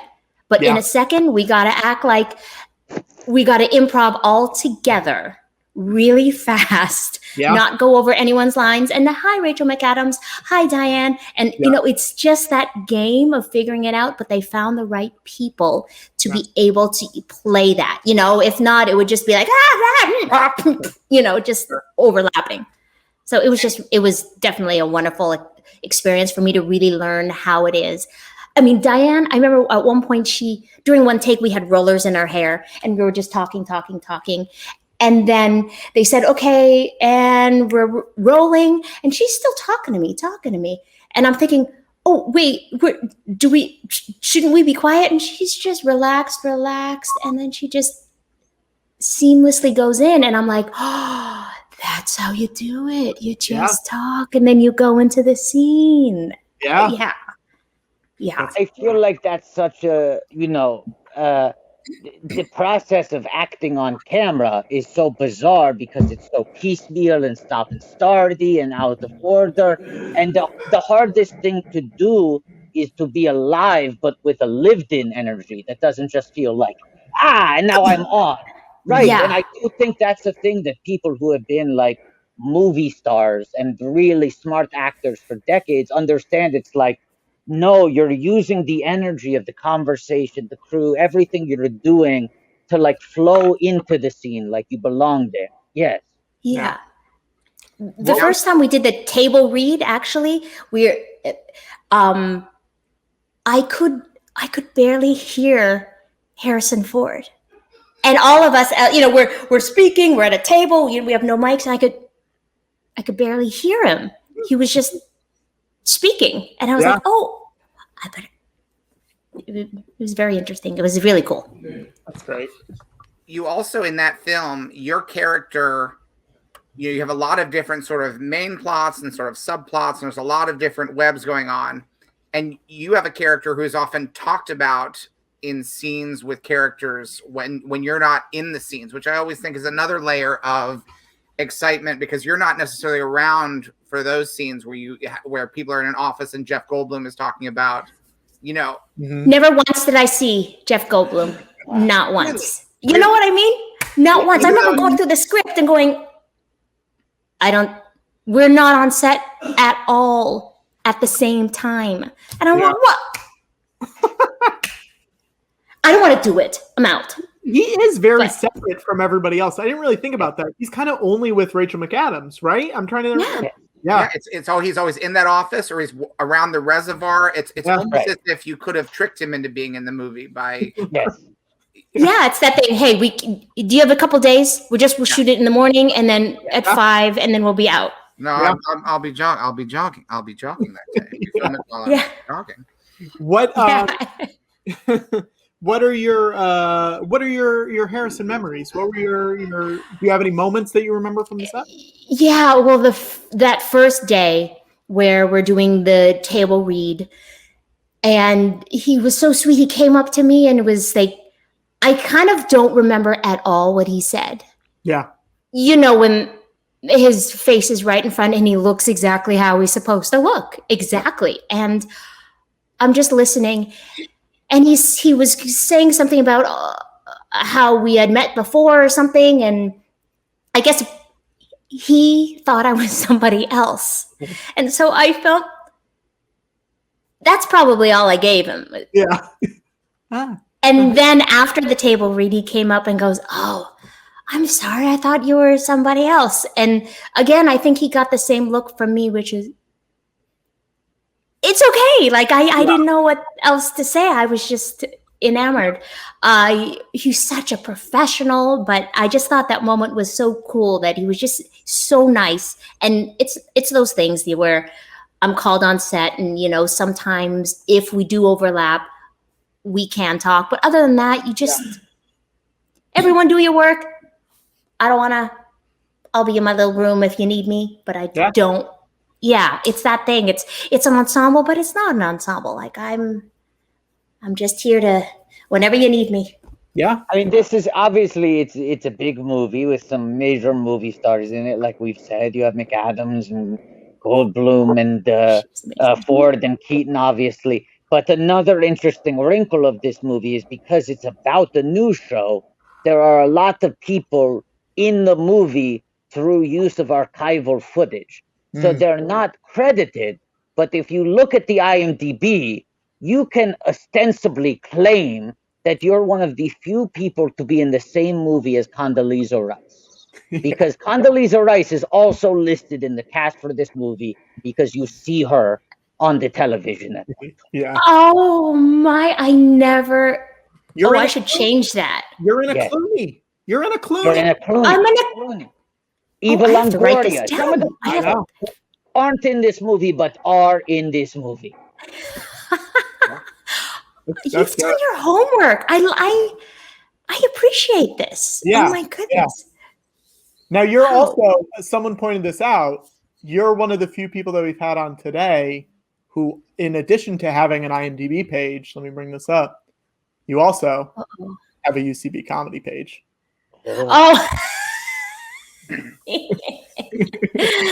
There she is. There's the green, and there's my chest. I love how. What did I do? Clearly, I must have done it myself. Oh, okay. Still, not my face, my chest. That's as far up as you can go. And my crotch. Look at that. Yeah. I know how to market myself. That's how you market. You don't mention the shows that you've done. No, Crotch and chest. that's all you need. That's all you need. Did you do a lot of improv? Have you done a lot of improv?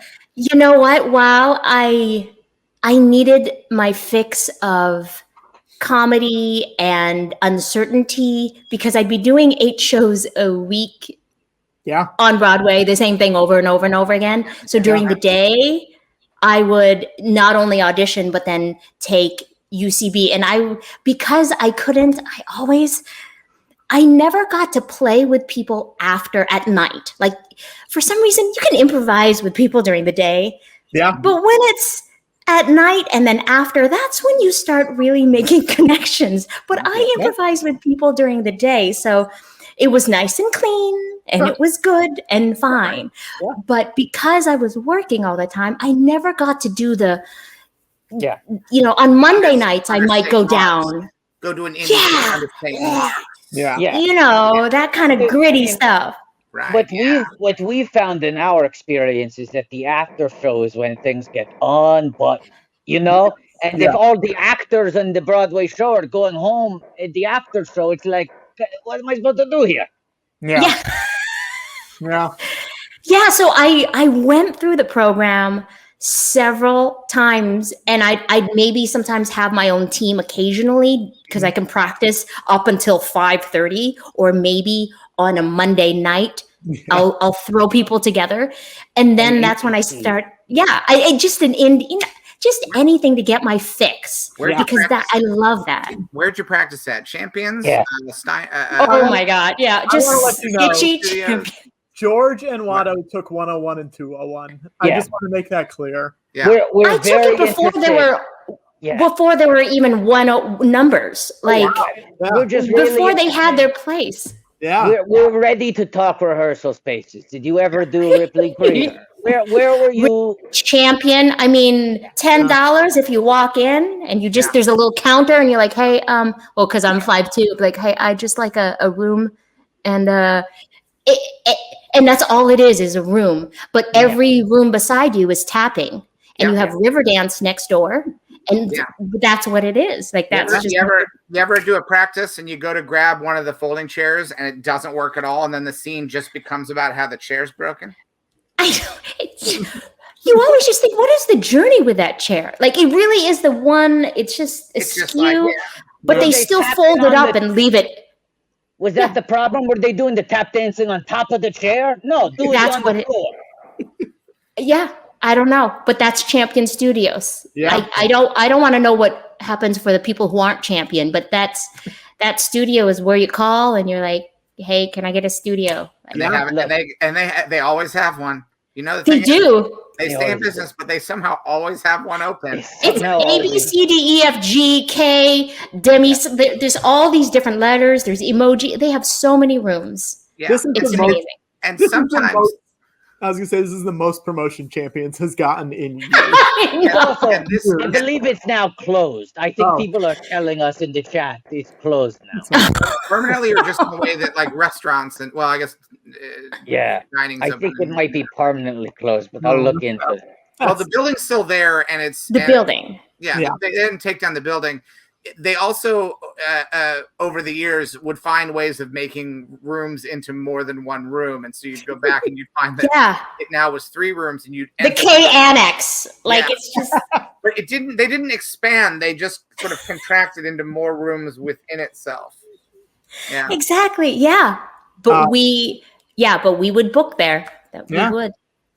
Do you remember anybody who coached you when you were? Would you get a coach? Actually, I was when I look at all the TV shows and everyone, I'm like, well, yeah, there's Paul, there's Chris, there's like especially the women. Was that Chris Gethard? Yeah, but like Paul Scheer, right? You know that we're on Gethard's Twitch channel right now. This is Gethard's network. Planet Scum is Gethard's city, baby. He's the overlord. He's making us work for him. He's making us tap dance. How dare he? Patrick, can I what? Can you produce? Yeah, I'll let him know that we're talking about it. We'll bring him in. I mean, it just this Stepfathers, was that it? I mean, like, Yes. Yes. I mean, Great team. Great Great. team. One of I the best. just that's it. Like all those people, everybody, and then Yeah. I can't even mention all the names. George is very good friends with someone who was on Stepfathers. He's Yes. very good friends. I would Still say on Stepfathers. every era of the Stepfathers, every member who's ever been Yeah. on it is very good. Like when I'm forgetting names, but when was it the artistic director when she went on? Oh dear, And yeah, Shannon Shannon, O'Neill. yeah. O'Neill? Yes. Yeah. all Shannon those, like just all the names and Yeah. everybody. Let's just be horny for a spell. Oh, Yeah, this is officially, yes. That's where you go to book champions. yeah. Yeah, this is the site you get. I've been where am refreshing. I gonna get my scabies now? Where am I gonna get bed bugs now? You know what the wildest part is? They have that message on the website saying they're closed for good, but if you walk up, they'll give you a room for $10. And you can still buy candy at the counter. Yes, very much so. That's right. They had everything there and tires, and you could probably just something else. They They sold have everything, candy. and an iPhone or something. Yeah, they have candy for sale, but all the candy wrappers are marked that make it way clear that they came in bulk from Costco. Like they all say, like, not for individual sale. Yeah. Yes. You're also in St. Vincent. How is? Yes. Are you with Bill? I've seen that movie, but it's been a minute. It was a very quick moment, but Bill Murray, like, what was amazing, I have a tiny, small little part in it. Mhm. And in the morning, he would go around, and it was one scene when we were in the hospital, and he's in his gown that he's wearing, like, and he just exactly what you would think Bill to do. Yeah. Say hello to everybody. He says good morning to everybody. And again, like I said, I just go on set. Whenever you need me, I'm here. But Yeah. if you don't, I'll just be in the back. In a sense, he's like, hey, no, come here. Who are you? Yeah, It's that's that great. it's that type of person where you're like, I get it. That's why we love you. Because right. you're just like, hey, thank you for being here. Oh, yeah. That's really Incredible. fun. It's really fun. Tiny thing, but it was amazing. But the little things are the big things, as proven by the new HBO Max debut film, The Little Things, starring Denzel Washington, Jared Leto, and Rami Malek. It's the little things. It's the little things. Where do you think Lisa Bartlett is in 2021? What do you think she's up to? She's still stuck on the dictionary. I think the use she doesn't know how to, but she's working on that, and a little bit of Spanish. I think she realizes that she needs to branch out a little bit. But she's still. I don't think it worked out with. I mean, she's had a couple of relationships with people at the morning show, but Do we want to name names? Because I feel like now's the time to name names if we want. We talking producer Jeremy Beeler? We talking Arden? Maybe? What are we? Are we talking former guest 50 Cent? 50 Cent? Oh wow! she tried. But I think it was Arden, like, really. I mean, Okay. it's talent. It's that kind of, like, Yeah. very, very feisty. Let's make sure. People tweet at Arden. Let her know that we have created this new wrinkle for her character. Let her know, because I feel like she'll appreciate it.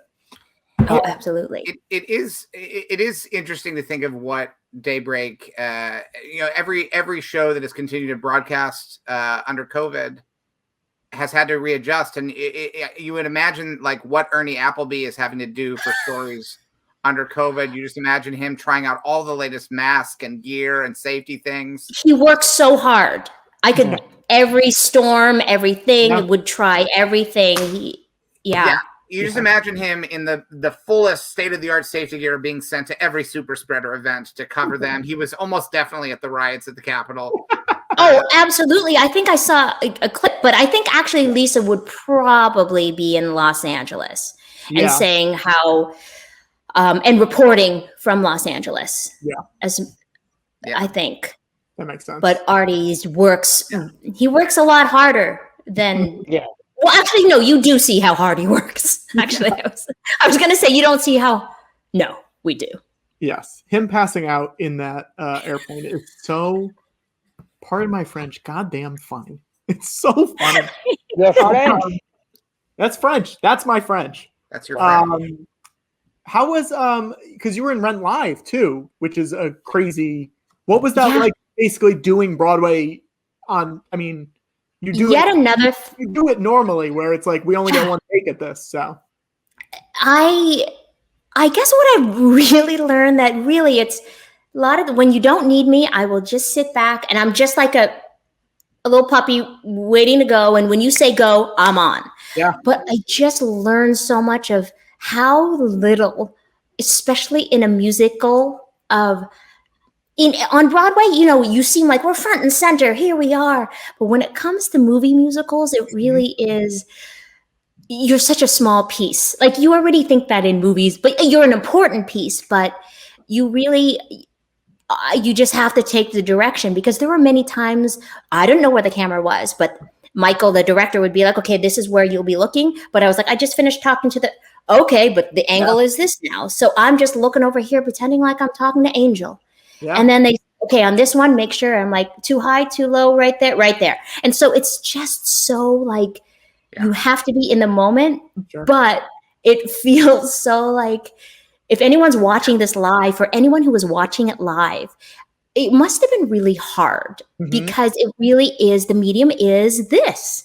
And it wasn't for the people around. So I always felt like in the middle of takes, I would want to give the audience who was, you know, they have to be there for the whole time and they can't pee. So there's a part of me that's like, thank you for being here. Oh my God. You know, trying to give them the energy because they're giving it to us.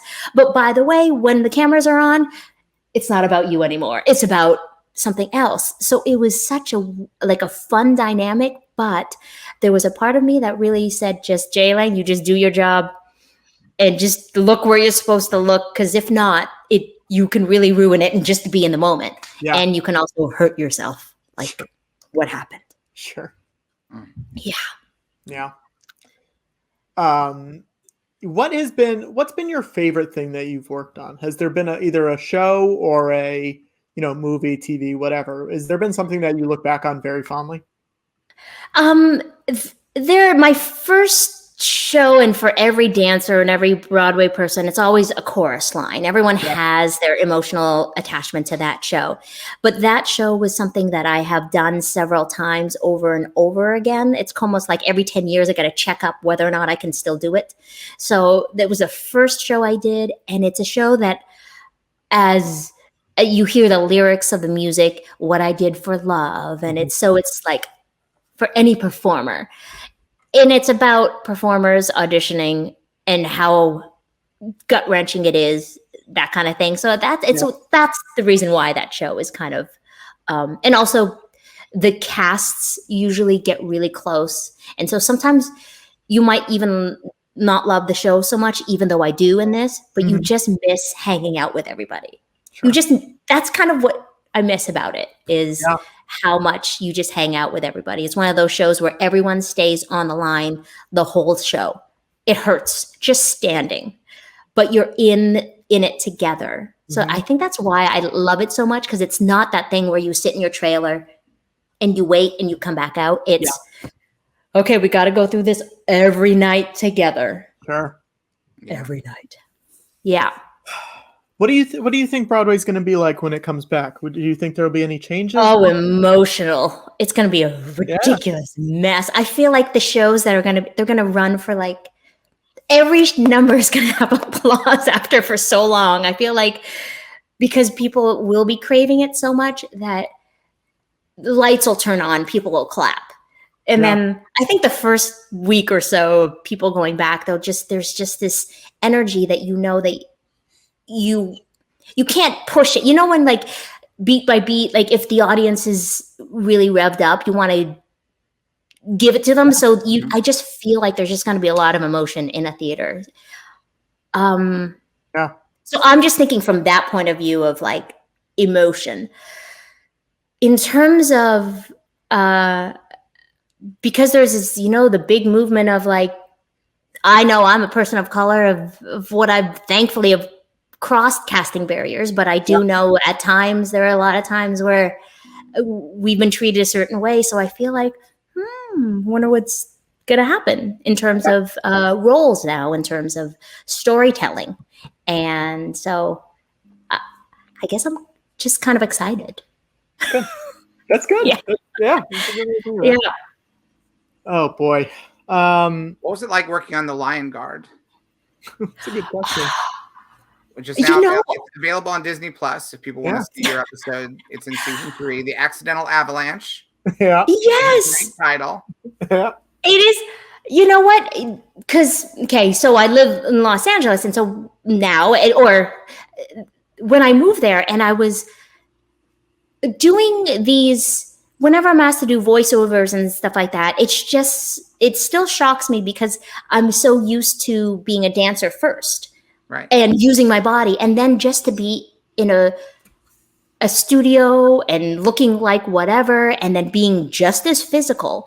And I thought it was so much. It was really kind of in a fun, easy way because on Broadway, you rehearse things over and over and over and over again, and then 6 weeks later, you get to perform it. But they're like, okay, we're going to teach you a song right now. I'm like, okay, I hope I get it right. I learn it. Next thing you know, we'll take 1 take, 2 takes, 3 takes. Now try different things, and then you leave. I'm like, this is amazing. Yeah. Oh, I'm loving this. Oh, I love this. It just felt so good to thankfully have the training from New York and being able to. And especially with, UCB training, it's just improv, yes, and that kind of thing. But I actually really had a great time with it, and knowing that you could just use your voice. Although physically, of course, you're still using your whole part of your body. But it was really kind of fun to be able to see a little. That's like the ideal of.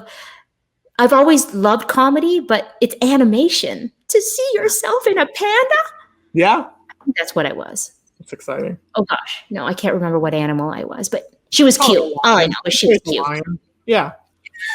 The difference between, obviously, when you're doing theater, and theater is very in the moment, and it's something that you share with an audience, and then that audience leaves. But when you're doing a play, as you say, if you're doing it eight nights a week, it's each performance is different, but it's within guidelines. You're able to replicate. People can come see the same show if they want to see the same show, versus something that you do once that maybe then lasts, for decades. It lasts forever.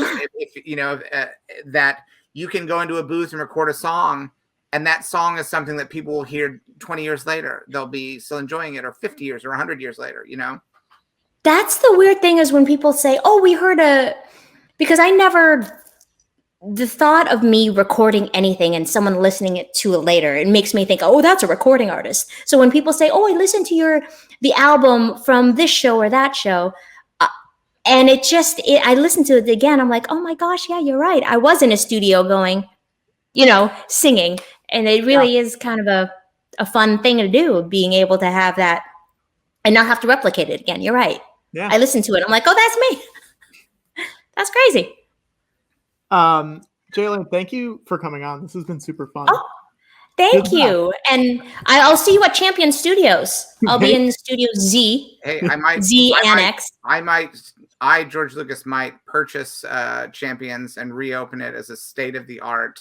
I mean, we won't clean it up. We want to keep the character of it. So it should still be a hive of scum and villainy. Yes. But with room available for willing performers. Yeah. And snacks.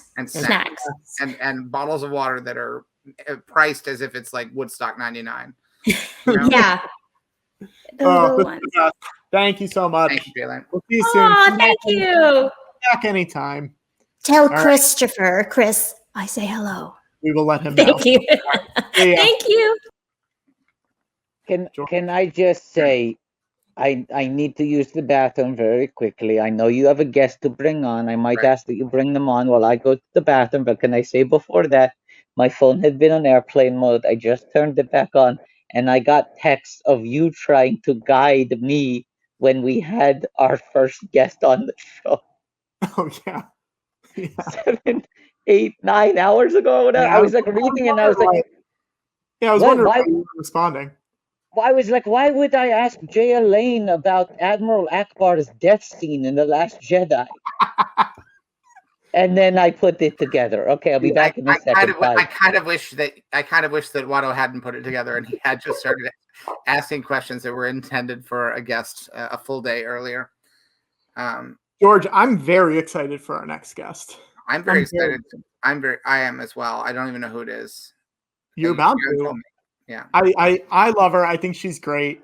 You've seen her in so many things, but for the purpose of this show today, George, she's Bitsy and Working Girl. Please welcome Marceline Hugot! Hi guys, can you hear me? We can hear Marceline, you. how are you? Can you hear me now? Can you hear us? Yes. Great. Wonderful bookshelves right off the bat. Maybe the most impressive bookshelves we've seen all day. I just wanted to make sure everybody knew I was in New York City, right? Where we actually still read. Yeah, There we go. Starting fights right off the bat. that's right. Take that. Thank you for coming on. I'm so psyched that you're here. My pleasure, my pleasure. And I mean, how many times do we have never to meet the George Lucas? I mean, This could be it's it. an honor, sir. It's an honor. No, the honor is mine, Marceline. The honor is mine. Now, Working Girl, was that your first movie? It was.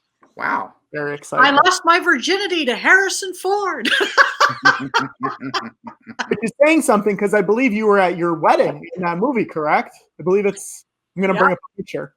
How did you get the job? Did you audition for it, or how did it come about? Yeah. You know, I auditioned with Mike Nichols. Yeah. I didn't often. I don't know how many. Often actors audition for the casting people and then the casting, but it was Ellen Lewis and Juliet Taylor, and they tend to just do interviews where they say they don't have you learn a part. Anyway, so they said, okay, well, thank you very much. Nice to meet you. After we chatted a bit, and the next thing I know, I was auditioning for Mike Nichols, and it was just one line. So, we did the one line, he did the setup, and he then said, "You're very funny." And then the rest, so that was very sweet. And then after shaking, first time meeting someone see, now, Mr. Lucas, I feel like I've had, a little training. I'm not quite as shaken now that I've you've met a lot of legends. You met, like you're in the club. Well, Yeah. I do feel like there's only one degree of separation from Harrison Ford since I got to dance with him. But Absolutely. Yeah. Very. Chewbacca never even got to dance with Harrison. You know what I mean? Like, very few characters get to dance with Harrison. You have Kelly McGillis in Witness. They have that dance out in that's right. Oh, a grit and a and that's maybe the greatest scene in that movie is that where they're playing "Don't Know What a Wonderful World" by Sam Cooke. He sings to her. My God. And I think the next time he dances in a movie is probably Working Girl, because I don't think he dances in The Mosquito Coast that I can recall. I don't think so. Does he dance in Raiders of the Lost Ark? Probably not. He runs away from rocks. He doesn't dance. He runs away from rocks. That's my favorite way anyone has ever described that scene. He runs away from rocks. Well, you could see it inspiring a dance craze. Like, I think there are a lot of dancers who dance like that. Let's all do it. Let's all do it together. Here we go. Yeah, that's a great dance. He's a maniac on the dance floor. Well, I have to tell you, Harrison Ford can dance. The man is a natural dancer. Yeah. He had to. It was filmed in a circular way, so he had to sort of because I was, oh my God, my first movie, and I'm so excited, I'm dancing. Yeah, so he's fully in control, and he had to follow the camera. And there were times, and I've never been a little girl. Call me a big girl. There were times where he would literally lift me and swing me, and I was like, "Wow, what a world!" And it was it was really to keep with the camera, but it was just such a magical, Yeah. experience. But so he really just naturally it moves, and he knows the moves. No, he's great. He was great. He was lovely. That's really good. That's good to hear. What did you go to see it when it came out? Like, what was your reaction getting to see you up on the big screen? How was that? Oh, I was very nervous. Yeah. I was with one of my best friends from college, and so I kept. He told me later. I kept talking to him, saying, "Okay, it's coming soon. Okay, it's coming soon." It finally came. This little moment, and I was very, very pleased. And as we were walking out of the movie, Mike Nichols looked at me and he said, "So, Marceline, are you pleased?"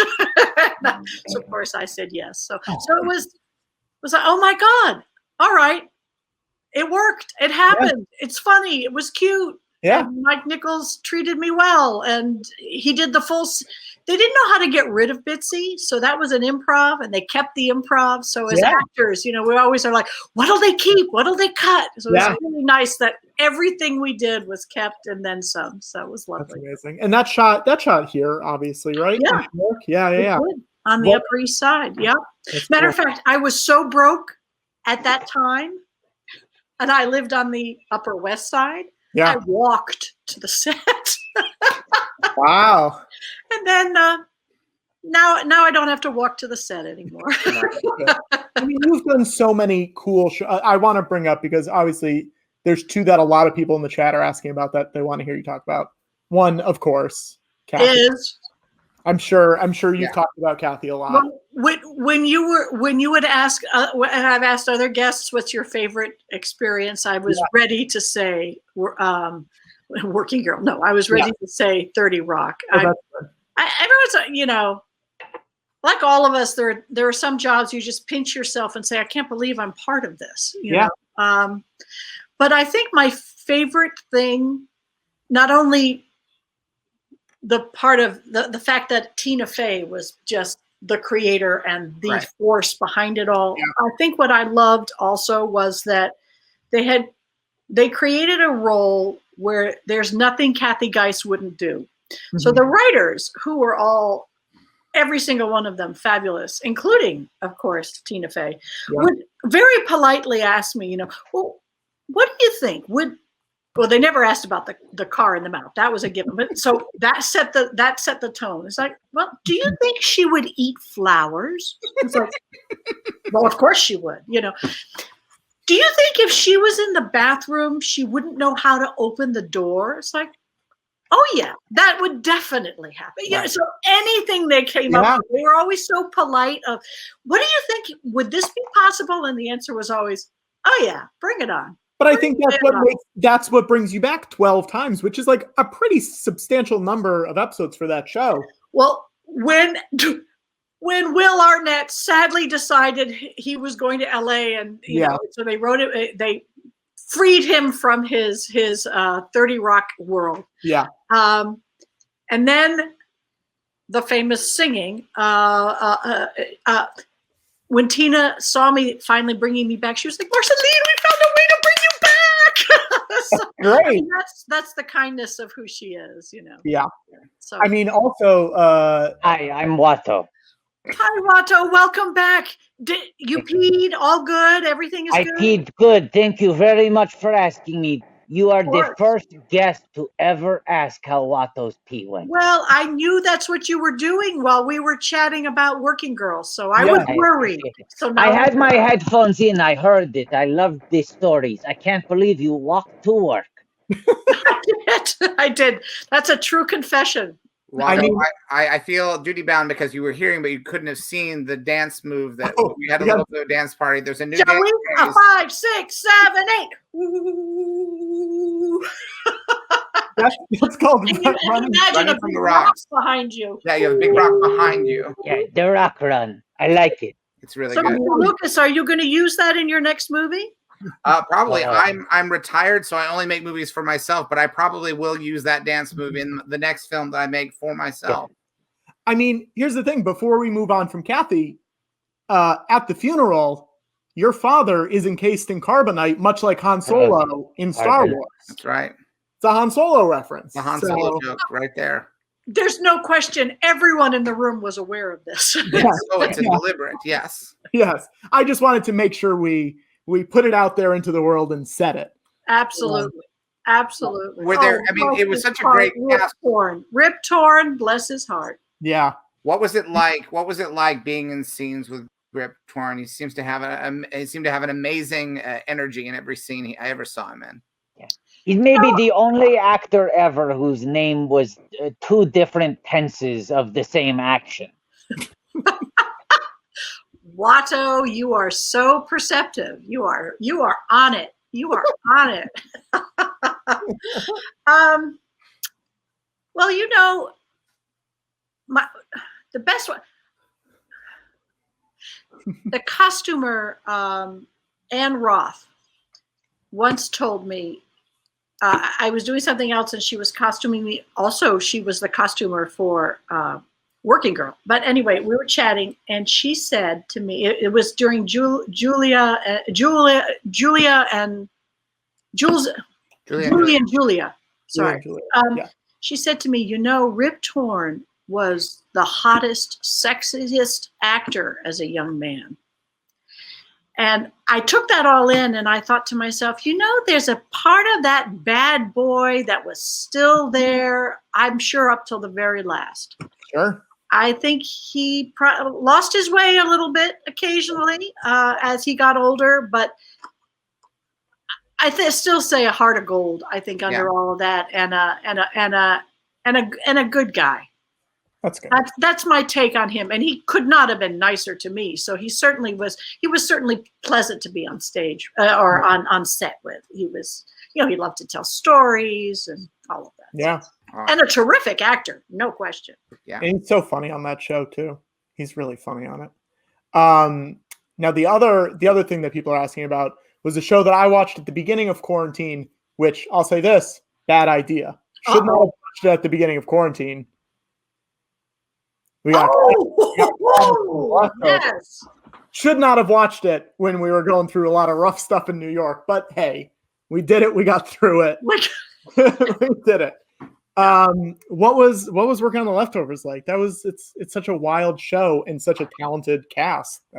Absolutely. And Damon Lindelof was, you know, incredibly talented. Actually, everybody incredibly talented, but it was, you know, and people often say to me, oh, well, you didn't talk. You didn't have lines. It's like, well, well, neither did Kathy Geist. That became my sort of nomenclature. But, you know, it had nothing to do with that. And I'll say, again, Damon Lindelof did something very nice for me. He, right from the very beginning, told me what was going to happen to my character. Which in this business, in this crazy business we're in, and I don't know if you ever did this, Mr. Lucas, but you don't tell actors when they're going to get killed because you I guess for many reasons, but I guess one of them would be you don't know how they're going to behave. But he didn't have a worry about that. He told me, I have good news and I have bad news for you, Marceline. The bad news is I'm going to kill you off in the 5th episode. Yeah. The good news is it's going to be an incredibly spectacular death. So that was sort of, but so actually, for me, I knew I had a journey. I knew there was an arc to this. And so in my own little quiet way, it wasn't just lurking. I knew that it was going to go to that direction. So it was, what more can I say? The cast was great, you know. But Damon Lindelof was my carry away of someone who I just think the world of, and that's good. Great guy. Good. Well, and you had an episode named after you. That's the famous one. Yeah, one of the great episodes of the show. Yeah. Now, I have to tell you, I have more often than not, I often had actors who were actually asking, "Can you please kill my character off?" Harrison wanted me to kill Han Solo in Return of the Jedi. Alec Guinness very much wanted to have, you know, be one and done. He would come back. I'd have him come back as a ghost. He could just stand in a room, you know. But that's more often that's what I get is will you kill off my character? Please kill me. Please. Yes. Actually, not many people know this. Originally, he really wanted Indiana Jones to just get run over by that rock at the beginning of Raiders. It's like an inside joke, with a lot of George's old friends like myself. We call him Dr. Kevorkian because people are constantly begging him for the sweet release of death. Now, I have 2 boxes here, Marceline. And these are boxes because I made it known during season 1 of The Leftovers that I was a fan of the show. And so I received here at Skywalker Ranch when season 2 was beginning, because I loved season 1 so much. I think it's an extraordinary season. All 3 seasons of Leftovers are great. But they sent me this shirt, and they sent me a letter. It was this is a letter from The Leftovers HBO. And they sent me a vial of water from Jordan Spring Water from the 2nd season, which was in Miracle, Texas, obviously. They also sent me a pecan pie. What? A pecan pie? A pecan pie? A pecan pie. I no longer have the pecan pie. It came in this I box. was about to say, if you were about to take out the years-old pecan pie, I was about to cede the title of the ultimate snack to you. Yes. Yeah. No, but it came in this and it was before a pecan pie had been introduced into the series. So it was a completely enigmatic thing to receive. Mm-hmm. And I would get little messages on my Twitter. I would get little cryptic messages before each episode from the Leftovers Twitter account that would make no sense. One week they just sent me a picture of an ultrasound. Aha. George is a real but I think the guilty remnant are those characters are so fascinating. And I love when we got to see your character prior to the when we actually get to know who these characters are before who raises beautiful fun dogs and all of that. And so full of life and so different than what we get to know in the aftermath of. And it has been interesting to process The Leftovers in the current situation because you do see the way, I've thought about, most television shows that take place on our reality and Earth. We don't have the answers to what the meaning of the universe is. We don't know why we die, where we go. We don't know any of these things. Right. And every TV show you see in Law and Order, no one's losing their mind thinking, what happens? What does it all mean? But if you change one thing, it's just enough to push everybody over the edge. And that really is kind of what a lot of COVID has felt like is let's just change one thing. And suddenly before COVID, we all lived with the uncertainty of everything, but now we have this other thing and it's too much. And The Leftovers really is like, we're just going to take away a tiny percentage. And I've been kind of amazed to see how many people. And you don't know if you're the one that's going to die. I mean, that's pervasive throughout the whole piece of losing people. Just suddenly they're gone. And there's no rhyme or reason. It's not good people. And there's no rhyme or reason. And the funniest joke, and I know this comes from I think the funniest joke in The Leftovers is the idea that the entire cast of the sitcom Perfect Strangers was raptured, just as the one consistent set of people that, well, why that show? It almost is more baffling than if, but it is interesting because, this year I've seen people use as a talking point, COVID has 99% recovery rate, as if that 1% is somehow not as significant thing. Oh, well, so you were the 1%er. And not realizing that, well, if we're even in America alone, a country of over 300 million people, 1% of that is millions of people. And that very much is like in The Leftovers, when you actually have that kind of loss, the numbers might seem small, but it makes such a big difference. Absolutely. I agree. As billionaire George Lucas says, we must care about the 1%. We must not.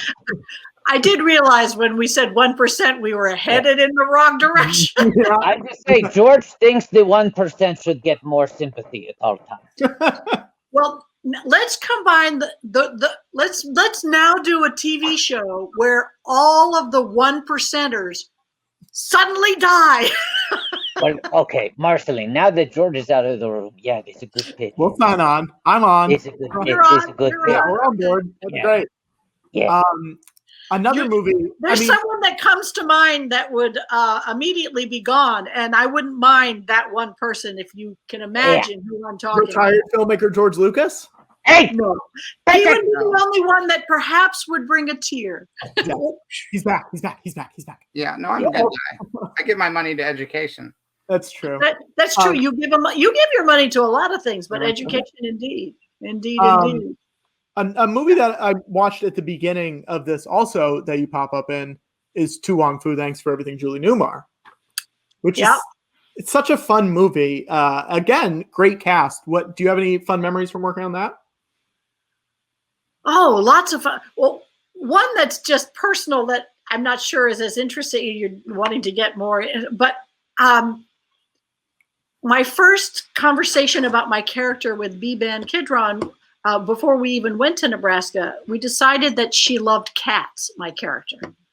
And so I brought my cat with me on stage, on set, and they were like, I knew you were going to do that. So he unfortunately got cut in most of the film, but there's occasional moments where he shows up. But in that shot you just showed, I had him in my arms, and he was not happy. He was usually a very mellow cat, but he growled every time Patrick Swayze spoke. And at one point, and Patrick was a lovely man, at one point he stopped and he said, "You are so lucky that I like cats." So I realized that cat would have gone flying. But anyway.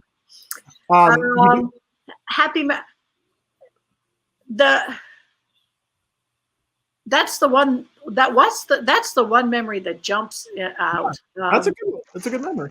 Sorry. No, I wish I had more that jump out, but it was the first time I'd been on set away from a city. So we were in the middle of Nebraska. We were in the middle of nowhere. Yeah.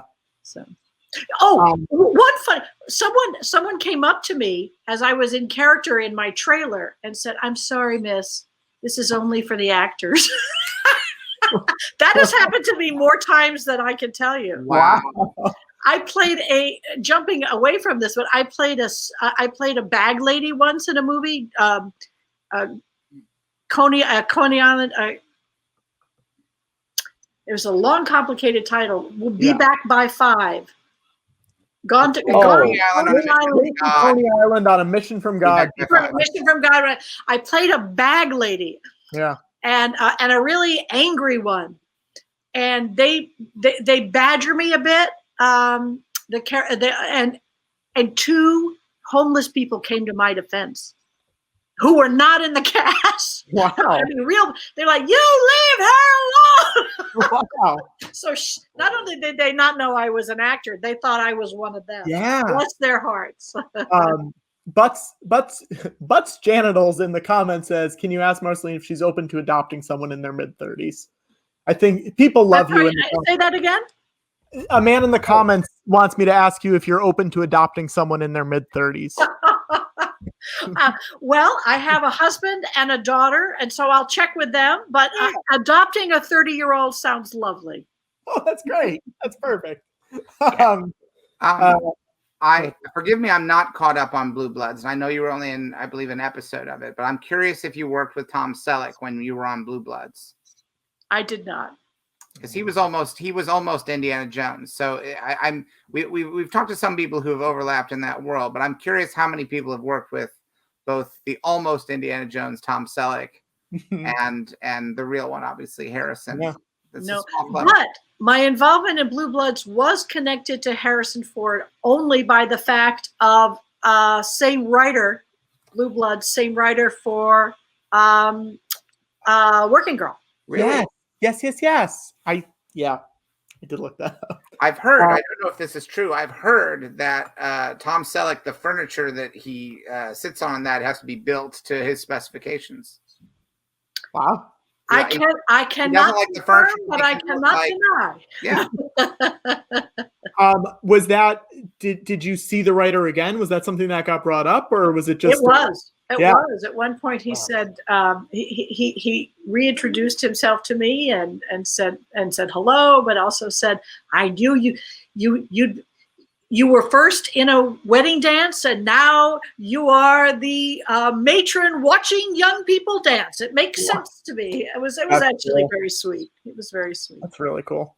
It's amazing This range. was the episode Age of Innocence on Blue Bloods, I think. Yeah, I think so. Is that? I forgive me. Was that the name of the title of that episode? Yeah. That I don't. Remember. But yeah, it was. Yeah. A debutante is found dead, and Right. and Blue Bloods ensues. Yeah. Oh wow! Friend of the show, Griffin Newman, is in that episode. Ah. Oh, what a coincidence! What part did he play? He played Sam Johnson, who I think is like. Watto, correct me if I'm wrong. I know you sort of know Griffin a little bit. No, I don't know him, but I'm a big fan of Blue Bloods. Sam Wonderboy Johnson would be the whiz kid boy detective. We're mostly working on computer stuff with the detectives at the NYPD. Yes. Yeah. Right. So I believe he was tracking the missing debutantes through a social gizmo profile. Social gizmo, of course, being a fake social media network made up by the writers of Blue Bloods. Social gizmo. Anyway, once again, big fan of Blue Bloods, Age of Innocence, classic episode. Wow. Marceline, what else haven't you done that you want to do? Are there any roles or types of roles that you're like, I would love to do that? Well, I really wanted to be in a Western, and then that happened recently. So that was very exciting. So that was a bucket list kind of thing. So do I have anything on that level? What was it about the Western genre that you were drawn to? I think it probably goes way back to the only TV I was allowed to watch when I was little was Gunsmoke. So there's a part of me that was but the West, that whole the horses, the wildness, the the breaking of laws, the you're your own settler kind of thing. It just spoke to me in my soul. And so I was excited to just be part of that kind of energy, that kind of American storytelling. That's great. Right. That was in Godless. I had a role in that. Yeah. I think a horror film. I think at some point, I'm not a big fan of watching horror films. Sure. Yes. Right. But I have a feeling they're a lot of fun to make. Yeah. Marceline, if you had your druthers, and it's tough to get them these days because Patrick keeps holding them. Yes. But if you had your druthers, would you rather in a horror movie be the slasher or the slashy? Ooh. Oh. You want to slash or be slashed? I guess I want to do two horror movies. Because in Chicago PD I played a serial killer, and I have to say I thoroughly enjoyed playing a serial killer. So dance craze. where you're all the new very dance craze. Until you're not very nice. Yeah. No, those are the people running away from me. And then you play both people in the scene. No, don't stab me. No, I'm going to stab you. But the idea of, being in front of your computer and then suddenly going, and not sure, and then everyone but you sees the thing coming behind you. I think I might like doing that too, being the victim too. Yeah, that's fun. What was it like working with Kelly Reichardt on great? I think hands down one of the best experiences, even though it was this tiny little moment, just because the mandate was to be real. And what I mean by that is I understood what simple and real and living the moment means in a way that I had never been challenged until Kelly Reichardt. I mean, here's an example. She just wanted us to come into the room, and she wanted me to come into the classroom I don't even think it was ever really used. But anyway, wanted me to come in, say what, come up with something, come into the room, and then go to your desk. So, as an actor, of course, you think. So I walked in, and a couple of first takes were, and it took my breath away. And then the other person, oh, really? I said, yes. I couldn't believe it, and I sat down. Bit dramatic. So she filmed that for a few times, each time I would come in, and it took my breath away. All right, Mike. If I should say, can you find something, I don't know, just common every day? And I thought, sure. And I said, like drinking water? She said, yeah, like drinking water. So the rest of the few other takes, I walked in, and it was so freeing to be able to do this. I walked in and said, and I turned to my person, the other actress who I'd been saying took my breath away. And I said, so I drank a glass of water, and it felt great. It's just like, oh, this is what, and so I drank a glass. I didn't say I felt great. I said, so I drank a glass of water. She went, oh, and I said, yep.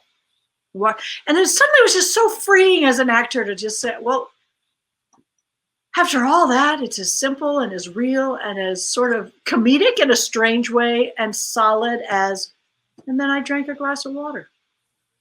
And I learned that lesson through Kelly without her meaning to teach it to me, but I learned it. So That's great. I feel like, and I think her films reflect that. You see actors being well-known actors doing things, acting in ways that are so real and so solid in ways that they don't necessarily are allowed to do as much in other films. So, and I feel like if you're in the market to be in another Western, I feel like she would be, you know what I mean? Because Meek's Cut Off and now First Cut, these films that they're not Westerns in the John Wayne sense. They're very much different kinds of films than what, for the better part of the 20th century. They're closer to like McCabe and Mrs. Miller style Westerns, where the setting is the Old West, but the concerns, are quite different, both tonally. They're less mythic and more, I think, more open to interesting human behavior. I completely agree with you. And she would tap into whatever is that universal thing that goes on with human beings, no matter what age, what era, where they are. So I completely agree with you. She'd be great. We got to get you in a Star Wars. Is there a kind of Star Wars you want to be in? Because I feel like we've been doing a thing on the show, because I know I'm not affiliated with it anymore. I'm out of the game. Which is really too bad, but yes. I mean, at a certain point, how many Star Wars can you make? We'll find out. Probably you could make a whole bunch more, but yes. Really good. But Disney's been announcing like a bunch of new shows that are going to happen, or maybe not. And so we decided as a show, we would start announcing new Star Wars shows and just see if they build up some traction on social media. Because sometimes that's how a new thing will catch fire now. It's sort of become a thing and then they'll make it. Is there a kind of, if you could headline a Star Wars show, is there a kind of character or it can be anything. Don't even limit yourself to thinking what you think Star Wars is.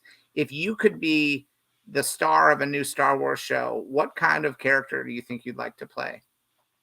It could be the first Star Wars horror series. It could. Hasn't been done yet, and it's right there for the taking. Well, that's a hard. I'll tell you, though I don't think it's the real answer, but I'll tell you what came into my head. It probably is the real answer. I would want to be the cranky old lady who runs the joint, and always has to clean up after all these people who come and go. And essentially, you're talking about the B. Arthur role from the Star Wars Holiday Special. Yep. Exactly. That's exactly who I want to be. You're like, you guys gotta leave. We're closing up. Yes. You can't stay here, but you gotta go. Marceline, unfortunately, B is no longer with us. Someone needs to fill that role. Yeah.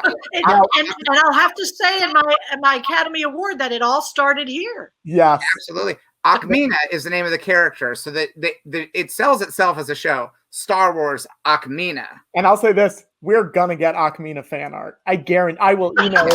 Oh, I can't wait. You must. But here's the thing: I will. We got some fan art already, and before I let you go, I want to show you this. Oh, that is a meme in the making. Oh my God, the rock. Running away from rocks. George, it could be a planet in this next. it absolutely could be. It doesn't have to be. Yeah, that's no moon. That's a boulder coming right for us. Now, Marceline, Whoever before you created that, thank you. That made my night. Yes, this is the best. But I do think Akmina as a show, it's already, you headlining this show, it's already prestige television within the world of Star Wars. Yes. And I bet we could get Damon Lindelof to run this thing. I really think we could make it happen. Yes. I don't think anyone would be expecting it. And I think it could be the first really emotionally true and intense and grounded, like the world would be very creaturey, but I think the concerns would be very, very deep and human. Yeah. Right, Marceline, okay. I'm signed on. So you tell me when and where, and I'm there. I'm gonna make some phone calls. Do you think Bitsy's happy in 2021? Bitsy? Yeah. Oh yeah. Okay. That's I good. do. That's all we needed. I do. You're the best, and I hope you come back again and again. We love you. I look forward to being invited again. Thank you, guys. You're the best. A pleasure. Stay safe. Stay safe. We'll talk to you soon. You too. Oh boy. Now George, time to sit back and relax. no, why do I have another guest? What? Why don't guys? We have another guest. What? I'm excited for this guest. I'm excited for every guest, but I'm very excited for this Yeah, guest. don't tip your hand too much, Patrick. Yeah, come on, don't tip the hand. Don't tip the hand. Watto, are you ready to talk to Dr. Preston from Extraordinary Measures? Dr. Preston from Extraordinary Measures? That character's name is etched into my brain. That can only be one person. Are you telling me? Grogers and Groggers, please welcome to the George Lucas Talk Show, PJ Byrne. Wow. Here he is. It's an honor. Mr. Lucas, first of all, thank you for having me. Thank you Patrick, for being good here. to see you. Double dubs, what's up? Yo, baby, double doves. Double dubs, doing it, living it. Hashtag feel the burn. Yeah, guys, it's hot in here already. Things are going to happen tonight. I don't know where we're going with this, but loosen it up. Here's my question. Do you think that's because you're wearing a sweatshirt? So what's that? Do you think that's because you're wearing a sweatshirt? That's why things are hot in here? 6% hotter right off the bat. And this hat doesn't have that mesh back. So we're just keeping it all in. And these glasses are very big. Bring it. We're talking about hats. I'm changing my hat. I'm putting on my firewall hat. Firewall, baby. So proud of you right now. Thank you. PJ, how are you? Thank you for coming on the show. I'm doing great. I just got out of quarantine. The world is my oyster. It's also freezing, so there's nowhere to go because I'm in Toronto. So the irony of all of this. So you've been quarantining for work. You're coming out of 10 days of quarantine, so you'll be free. 14 days. 14 Canada. They want you to quarantine for 14 days. You cannot leave your apartment. They have to bring you food. I get calls every day. You got to log in. Someone came to my door to check on me in a real official outfit. It's all. They don't mess around up here in Canada. Wow. Yeah. Say it, Patrick. Just say it. Say it, Patrick. Ready? Don't hold back. This is your night. No, I don't want to say anything. All right, let's say it. I was just going to ask, what's the worst part of being stuck inside for 14 days by yourself? Patrick, you know what? Great question. I love that question. Thank you, PJ. Yes. Okay, I have a 7-year-old, a 4-year-old girl, and I have a brand new 3-month-old baby. We've been in a pandemic for 1 year. I've been a teacher, a student counselor, principal, janitor, all of the above. So to be alone, not that I love them. Yeah. For 14 days, it felt like 5 minutes. It went like that. So it was great. I miss my family terribly. It's so funny when you're gone from your family for 14 days by yourself. Very emotional. You can instantly, strong pangs, if you will. But it was also magical. It was so silent. I felt the cilia in my ear being massaged by the silence. That's how. I didn't know what quiet was. I swear to God, I forgot what the hell quiet was. I mean, Depeche Mode had it right, didn't they? Enjoy the silence. Oh my God, yeah. Well, Depeche Mode, yes. I love. Great call. All I ever wanted, like a razor. all I ever needed is here in this room. All I ever wanted. Yep. Very good. All I ever needed. I thought I sounded like Depeche Mode or Erasure when I was a kid because my sister liked them. I was like convinced that I sounded like those guys. Didn't at all. Not even a little bit. But in my brain, I was gonna be special. You are special. Double dubs. Dubs, baby. Double dubs. Mr. Lucas, God damn, this is an honor. Hi, PJ. Let's talk about Dr. Preston. I don't want to get sure. Let's start with Dr. Preston, then we can, veer off at everything else. For sure. First of all, how'd you get the movie? Did you audition? I did audition. I did audition for the film. I don't know if you know, Extraordinary Measures is about a family whose son. Hey, you don't need to explain it to me. I watched it last night. Did you? You're welcome. Oddly enough, though, my wife worked for the Muscular Dystrophy Association for like 10 years. Wow. Yes. She still is, profit fundraiser. But at the time, like I knew and still do know very vividly what these families were going through.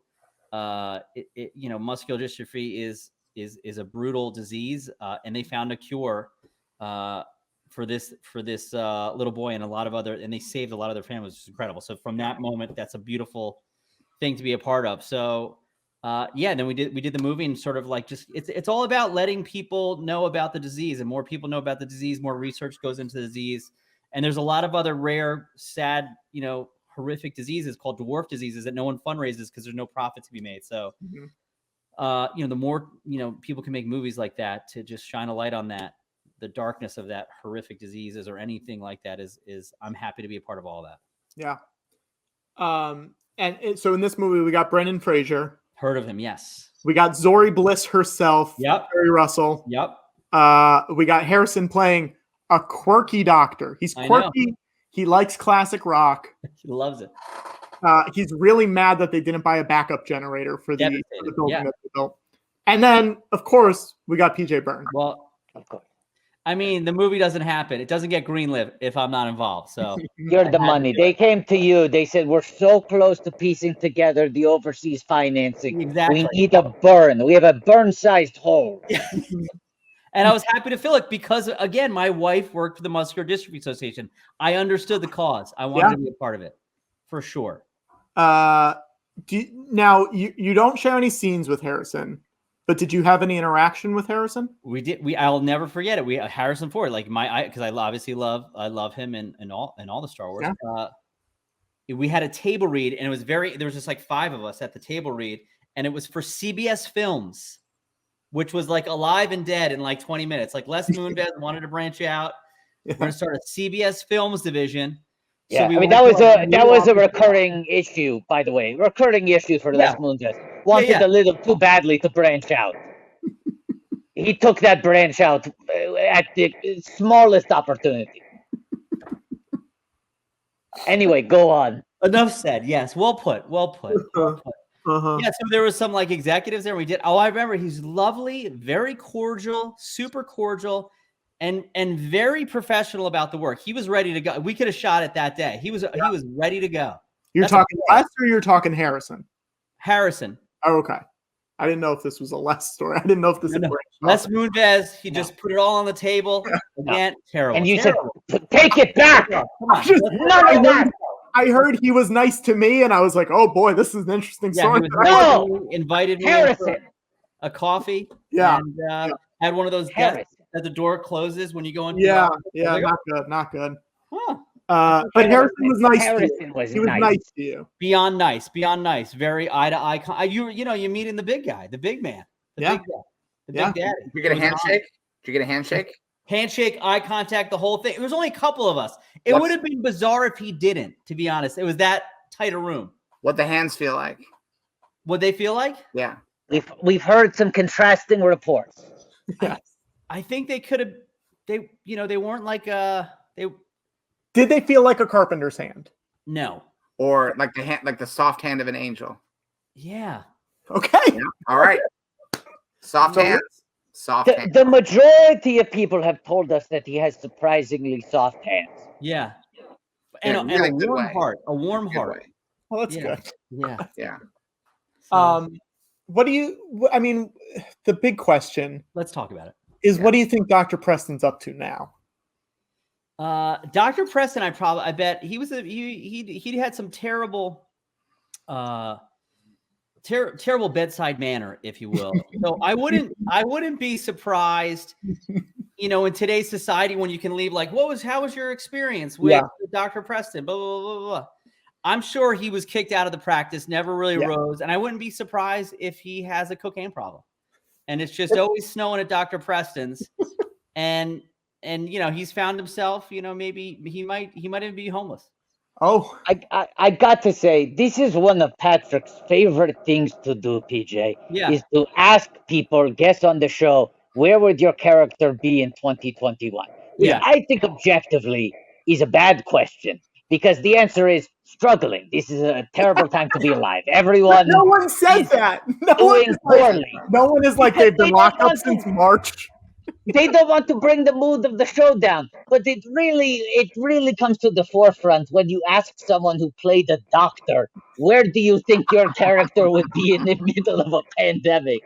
Yeah, but he got kicked out, so it's I don't even think he's practicing anymore. I mean, I guess that's the good news. Yeah, He's alive and well. He's alive and well. Really dodged a pandemic there. Yeah.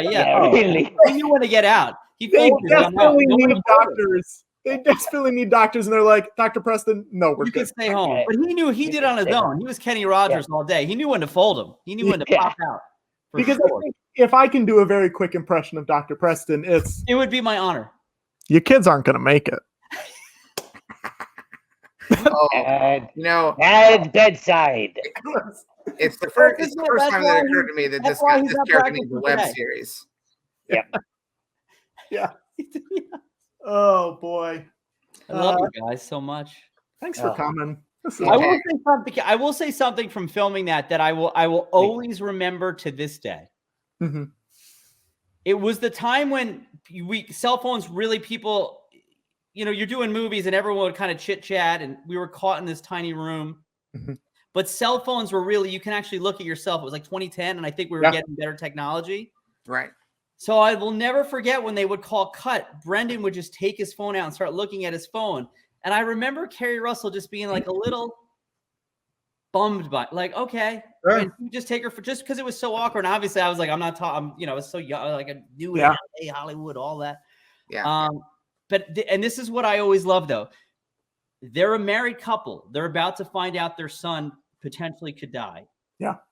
It's the heaviest of heaviest. It's all there. Yeah. Before every time they would call action, she would just take her hand and grab his hand and sort of like a strong, like, you're going to fucking be with me right now. And just hold it and look at him like, fucking connect with me. Please put your fucking phone down. In the nicest way, like, you might be doing that whether you're going to be cool or not, but she's like, Bam, I need you to be here and I need you. You're my husband and we're going to go through some shit right now. And she just did it quick and fast, like, ready? Everything rolling. She'd be like, boom, look at him. And then go back and be like, and just bring the noise. I fucking love her. She was literally like, down over there. Oh, I should get a blah, blah, blah. Oh, tell them, okay, say hi. Say, blah, blah, blah. Bam, fucking energy, whatever the fuck.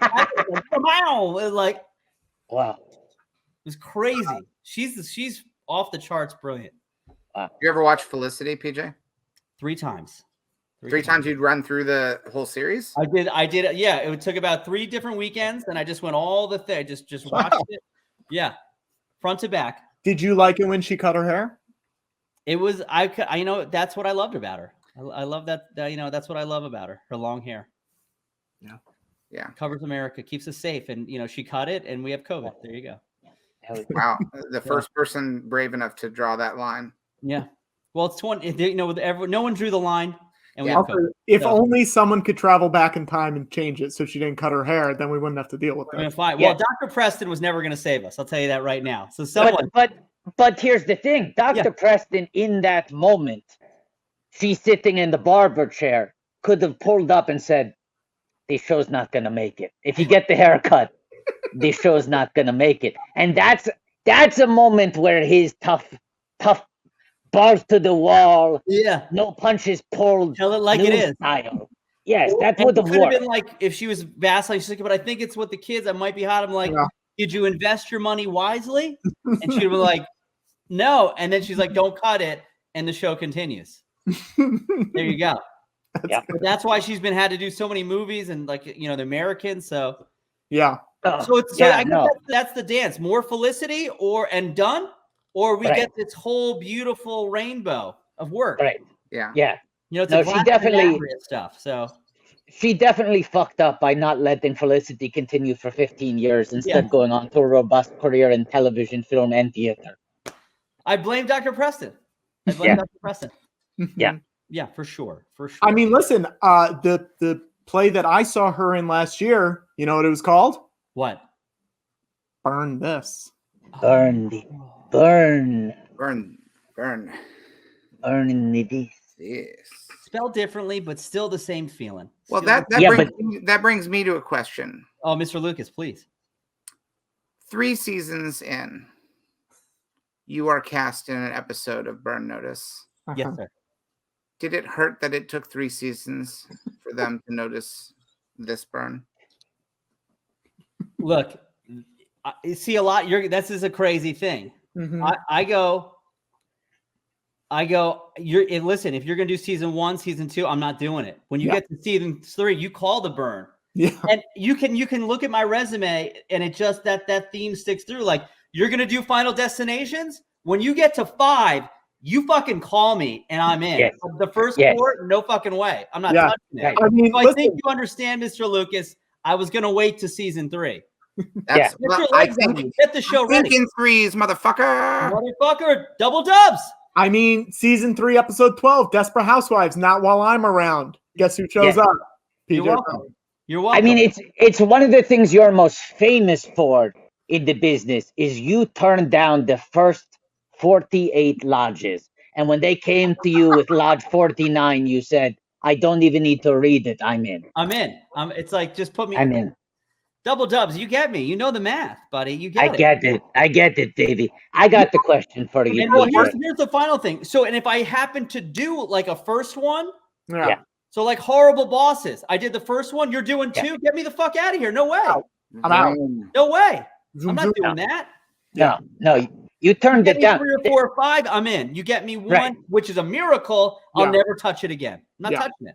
Right. No, that's another famous story about you is you pop in that movie. You pop hard, right? Yeah. And they come back to you and they go, we want you to be the 4th guy. Horrible Bosses 2, Bateman, Sudeikis, Day, Byrne. And you go and get the fuck out of Get here. the fuck I'm not outta doing it.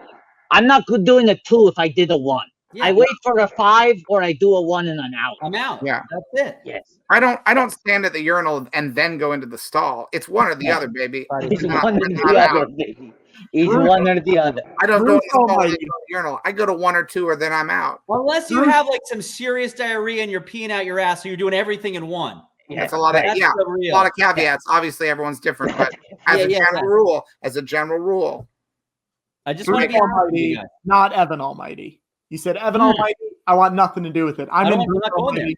That's it. Guys, you get it. I actually was in Evan Almighty and Bruce Almighty. Little Are you in Evan Almighty? one both and of them, two. guys.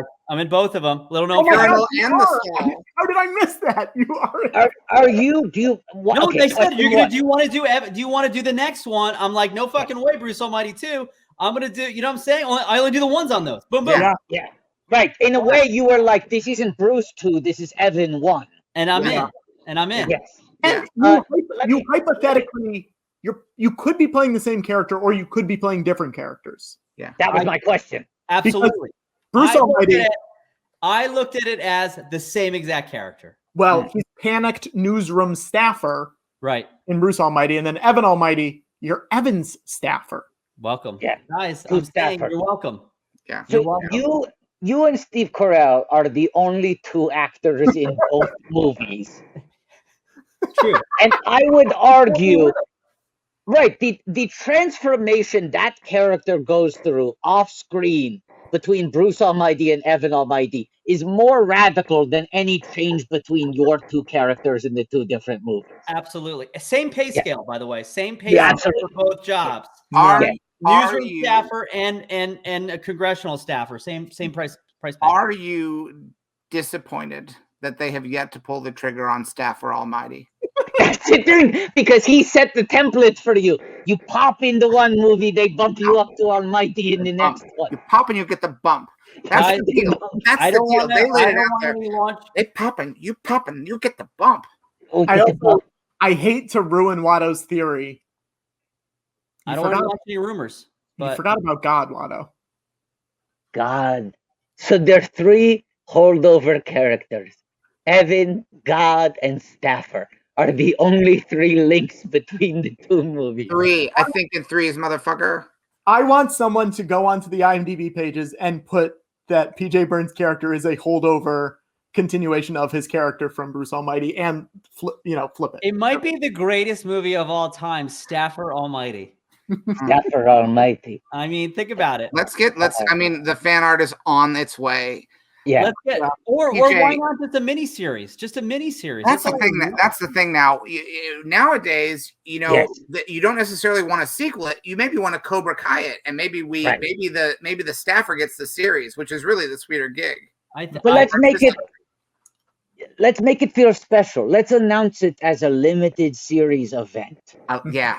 Limited. Happy to do it. Now as a limited series, not everybody can get nominated. You don't have the best supporting actor. You just got like actor, actress, call it a day. Yeah. So I want PJ, you're the lead in this thing. You don't got to fucking worry about that. You're number one on the Almighty. Well, I'll tell you, I'll be honest, when I write my bio, it's going to be PJ Byrne over the shoulder out of focus. So I understand the plight of, the lesser known. I'm more like a sniper when I come in to do, it's like PJ is going to come in, snipe it, nail it, kill it, get the fuck out. And you're not, if it's the 5th, I'm in, boom. Number 1, I'm in. I'm not doing 2, 3, 4. Kill it, get the fuck out. Only when it comes to Evan Almighty, Bruce Almighty, and then the triple play, miniseries, HBO Max, Staffer Almighty. PJ, I've had some nasty characters in my movies, some funky looking creatures, some weird characters over the years.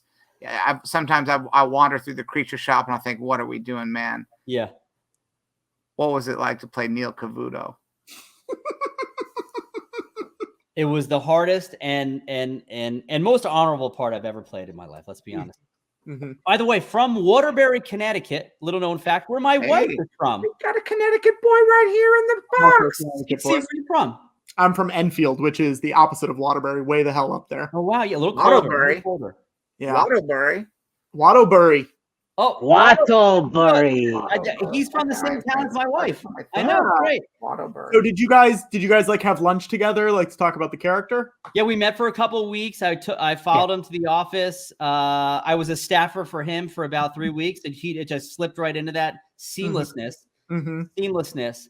But it's funny because I'm not great with accents, but he has a mix of this like want to put on like intellectual white privilege with the Waterbury, with a little Italiano. And here's the thing: I've made movies with aliens. My buddy Steve has made movies with aliens, and he's clearly not from this planet, and he admits it, and nobody is talking about it. His show is called Your World with Neil Cavuto. Oh, it's so on the nose. Yeah. He is admitting that he is not from this planet. He doesn't even realize it. It's one of those things like in those, almost like in an alien comedy where he can't, like, I don't know if you've seen that new show Resident Alien with Alan Tudyk, but it's very much the same sort of thing. Your World with Neil Cavuto. Only a semi-clueless extraterrestrial would come to Earth, crash land, find himself on TV. What do you want to call the show, Neil Cavuto? And I think Neil Cavuto is one word. I don't think it's spelled the way. I think it's a noise he made. In his native tongue. Yeah. That accent you can't quite place. It's not quite right. I'm not quite right about it. And they said, what do you want the show to be about? Your World. You're welcome. I listen, I don't want to take the heat for that and drop that because there are some powerful beings at Fox News. Yeah. But I will put that on your deep pockets, Mr. Lucas. So when lawsuits start coming, Hey, bring them on. Handle it. I feel like you can I handle would that. love it for this show to get sued. I would also. We should work on that.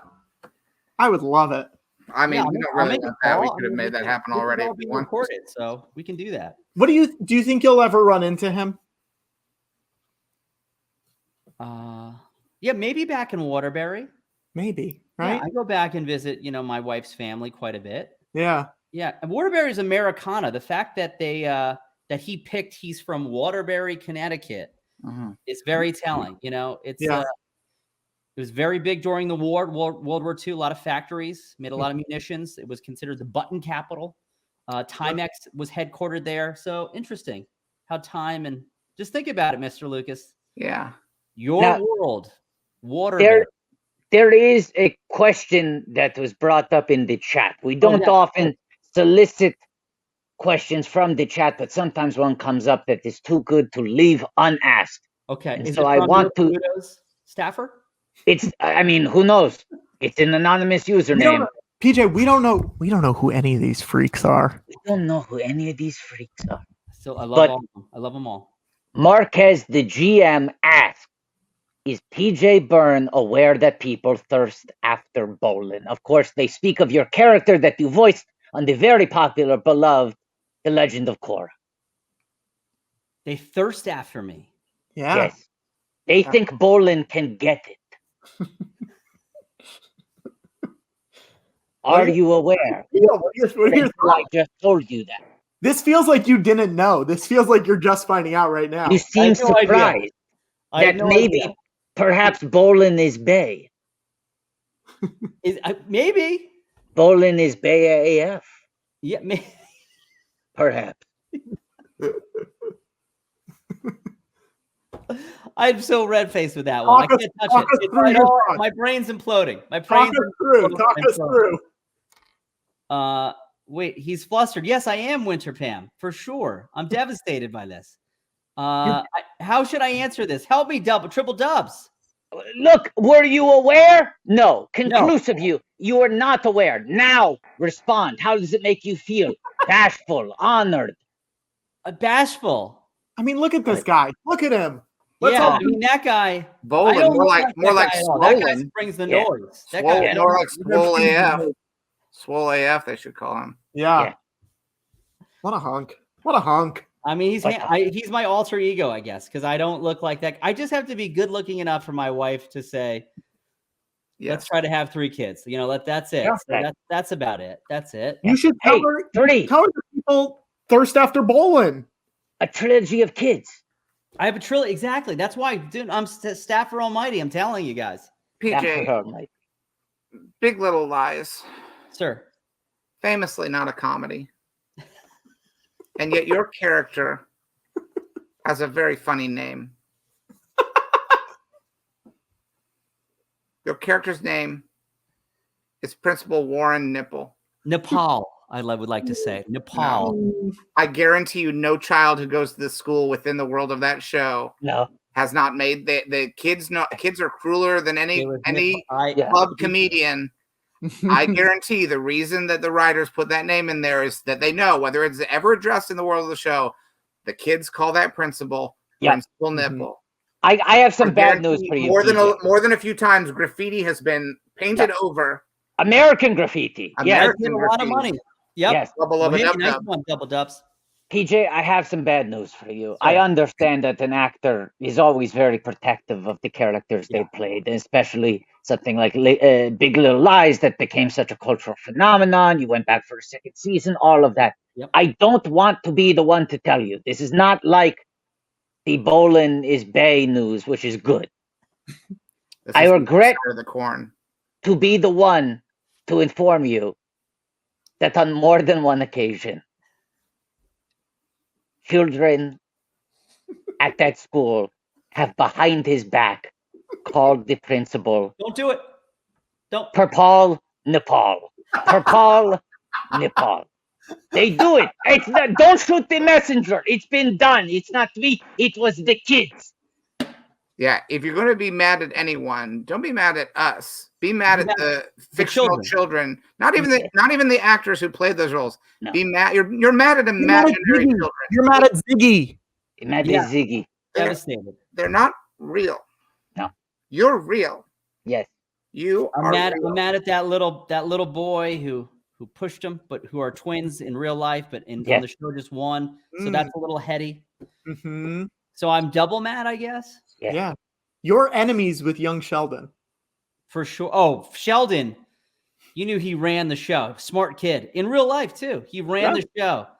I believe he it. ran the nipple crew, dude. The nipple crew just fucking destroyed me. Did anyone on set ever go like, man, this kid, he's like a fucking young Sheldon over here. Wait a second. That's how he booked it. That's how he booked it. Yeah. Wait a second. Reese made a call. Yeah. They turned around like this. They had dollar signs in their eyes. Cling, cling, cling, cling, cling. She got a cut of that, too. Her husband's an agent. She got a cut. Cut. Called the husband, locked him up. Yeah. 10%. Then called CBS and said, I'm thinking something. Young Sheldon. Yeah. Sheldon, but young. We know Big Bang's got to come to an end. We got to ride this ticket, and let's ride this one a little longer. Let's get him a little younger. Let's get a little bang. A little bang. Yeah. Let's get a little bang. Yeah. A little bang for some big bucks. Clicked it off. We don't know. Yes. I'll leave you on that question. Yes. But, PJ, what's Scott Levitt's deal? Scott Levitt. What character? Oh, what character? What movie? Why, of course. Notorious A&R man from American Century Records. Oh my God. The HBO I know that series Vinyl. The series that ended up being a limited event series. It ended up one of the rare shows to own the distinction of not being canceled, but being unrenewed. It was formally renewed, and then 9 months later, they were like, "Never mind." Nope. I have good news. I'm the head of HBO. I have good news and bad news. The good news is you're renewed. The bad news is no, you're not. No, you're not. This HBO exec sounds like a regular Dr. Preston. Yeah. I don't think he was going to make it. Yeah. Well, long story short, Levitt changed his name to Preston, and his son was actually Dr. Levitt. Wow. Pretty cool. Vinyl was an extraordinary measures prequel. Yes. Add it to IMDb. Add it to the IMDb. IMDb. You're welcome. Add it to the IMDb. Wow. Scotty So Levitt is Dr. Preston's dad. Okay. So the trilogy there is it goes from Vinyl. Extraordinary Measures. And then, as you said, The Man Makes It Snow. I assume the character will eventually cross over into the FX series Snowfall. Yes. About the cocaine epidemic in 80s, 90s Los Angeles. Yeah. But it depends when the climate change really clicks in. It might be Snowpiercer. That's the only it might be. Might be. He might pierce through that snow with a credit card. Yeah. PJ. Mr. Lucas. What's Basby Berkeley doing from Hannah Montana doing in 2021? Basby Berkeley runs Warner Brothers Music now. Mm. Yeah, you keep circling. You're circling that A&R. Yeah, loves it. He's back to it. Yeah. He was the other son of Scotty Levitt, and he made it happen. He made it rain. So Hannah Montana is also a Vinyl sequel. For sure.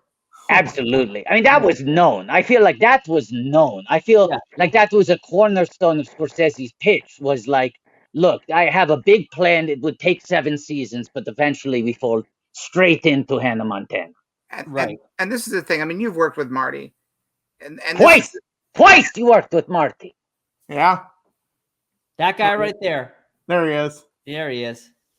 And apparently that guy was the kid to the right of me was the guy. He was like some YouTube star. It's Fred. Is it not Fred? Oh, it might be Fred. I think he was Fred. He talked in the voice and people went crazy. The kids loved it. Fred. Yes, that feels right. I think that was the first time he acted in like a real legitimate show. Wow. He and I were guest starring together. It was an honor. It was an honor. My niece and nephew love that show. I'm doing it. That doesn't have to be a first, second, third. My niece and nephew love it. I'm in. Yeah. I'm gonna see. Did they bring back Fred? That's a great question. George, you are getting ready to ask a Scorsese question. Well, I don't know that Marty will ever admit to this publicly because he's gone on record saying he doesn't think that Marvel movies are cinema. He doesn't like content. Hang on. They did not bring back Fred. Fred did 1 episode and out. PJ, 2 episodes. What we call a double Fred. Double Fred. The DF. Yep. DF. DTF, double the Fred. Yeah, Double the Fred. You're right. Double the Fred. You're right. Yep. Yeah. But, and I don't know if Marty will ever admit to this, but I happen to know for a fact that he thinks Hannah Montana is cinema. For sure. Yeah. For sure. He has I'm sorry, it's not? No, it is. Marvel, no. Hannah Montana, yes. Yes. And he has it all figured out. He has it all charted out what's cinema and what's not. For sure. If I'm going to listen to anyone, I'm listening to Marty all day. That's the whole reason that he would agree to make a Hannah Montana prequel. Yes. You're welcome. Thank you. Thank you, Marty. And I still thank him to this day. I thank him to this day. I do. I really do. I feel like Marty, if you asked him, like, is Hannah Montana cinema, even though it's a TV show, he would say, Hannah Montana isn't a TV show. It's a 50-hour movie. Yeah, 100%. Yeah. And I think I think it should have been like Big Little Lies, and the same director should have directed all 50 episodes. All of it. And it should have been Jean-Marc Vallée. Jean-Marc Vallée should have been on Hannah Montana from day one. I think he would have, a couple Oscars under his belt, to be honest with you. Yeah. That's the real deal. Yeah. Learning in the trenches, especially he's working with children. There were pets. He's really down there mixing it up. Well, we got to go back in time, I guess. I want to get serious for a minute. PC, do it. Tell us about the moon and back.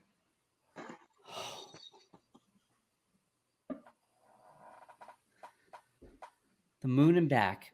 I did it right at the beginning of COVID. This really brilliant girl wrote a lovely script.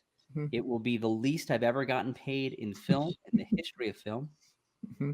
But sometimes you gotta help the people that are coming up behind you. Mm-hmm. And she wrote a wonderful, adorable movie. Mm-hmm. So we'll see what happens. The budget was $16, I think. Great. 17. Great. The majority spent on the COVID. It was all put into the COVID PPP protection. Mm-hmm. Oh, the protection. I thought you were saying they spent that much money on the COVID. I would say, why are they buying COVID? Keep that away. You can get it for much cheaper. I know, on the street, anywhere. Yeah, really. Less of that, please. Not in Canada, because you're locked in for 14 days, which is good. Maybe we should have done that in America, truthfully. Would have taken it a little serious. No, I think they did. It's been fine. Yeah, we're fine. We're doing all been fine. Okay. I just saw the words space opera screenplay, and I thought George would like to, I do like those words. In the bio for the movie, or the description, says a girl finds a space opera screenplay needing a blockbuster-sized budget. So it just felt like something. It should be on George's radar. I know. Well, listen. Truth be told, that's why I'm doing this tonight. I'm trying to get her name out there to GL. Just keep an eye out for the moon and back. I think she's a future talent. Yeah. And there's a space opera waiting for you. That's great. Yeah. Now, Lyle and PJ, have you guys crossed paths? Because it seems like you've got a rapport already. Is this the first time you guys are meeting, or is this like built on? No, I mean, I don't think we've met. I'm very aware of your work. I feel like we go up for the same roles a lot, but you're more of an LA guy. I'm doing it in the New York satellite, and then so often I go, oh, they went with Byrne. It's like it could have flipped either way. They went with Byrne. Yeah. But if they're in New York and I'm like, they went double dubs all day. Right. If they're local hire, yes, right. Yeah. Yeah. Yeah. Well, he's a little more handsome. He's a little younger. Yeah. So when they want a little sexier, double dubs all day. That doesn't matter if I'm in New York or LA. He's getting it. Especially if they're shooting in New Mexico. Double dubs is going down there because it's getting hot. He's in. I also have a couple passports. Like, it helps that I can sort of make their paperwork a little bit easier. I just got my Italian citizenship last year. Total truth. I'm a good timing. Union. Don't worry about it. Perfect. Wait a second.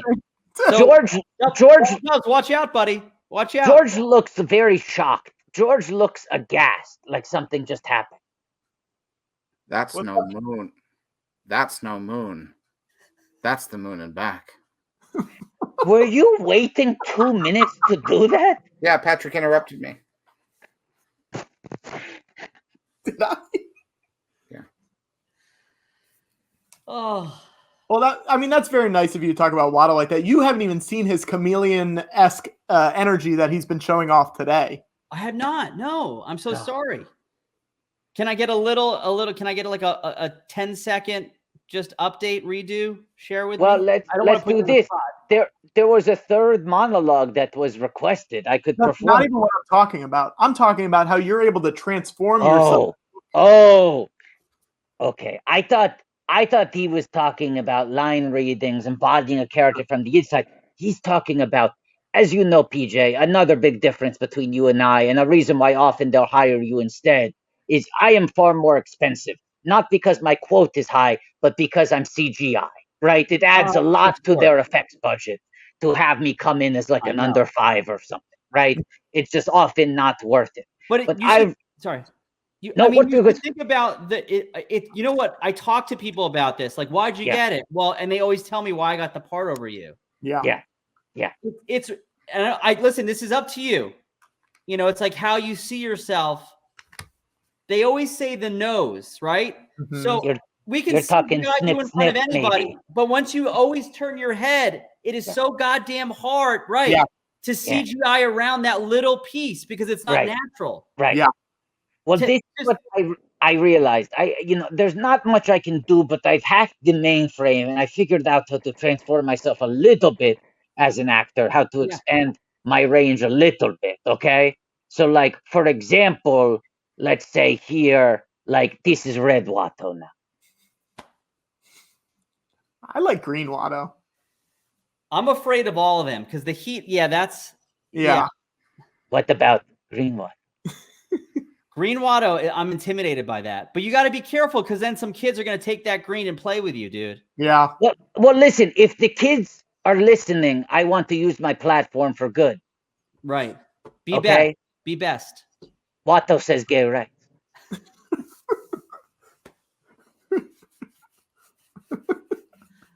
I mean, you know what they did to Melania when she wore that green dress, so just be careful. Watto Yeah. doesn't care either, do you? Yeah, I know. No, I think it's game time. Yeah. Wait, now let me see if I can get that.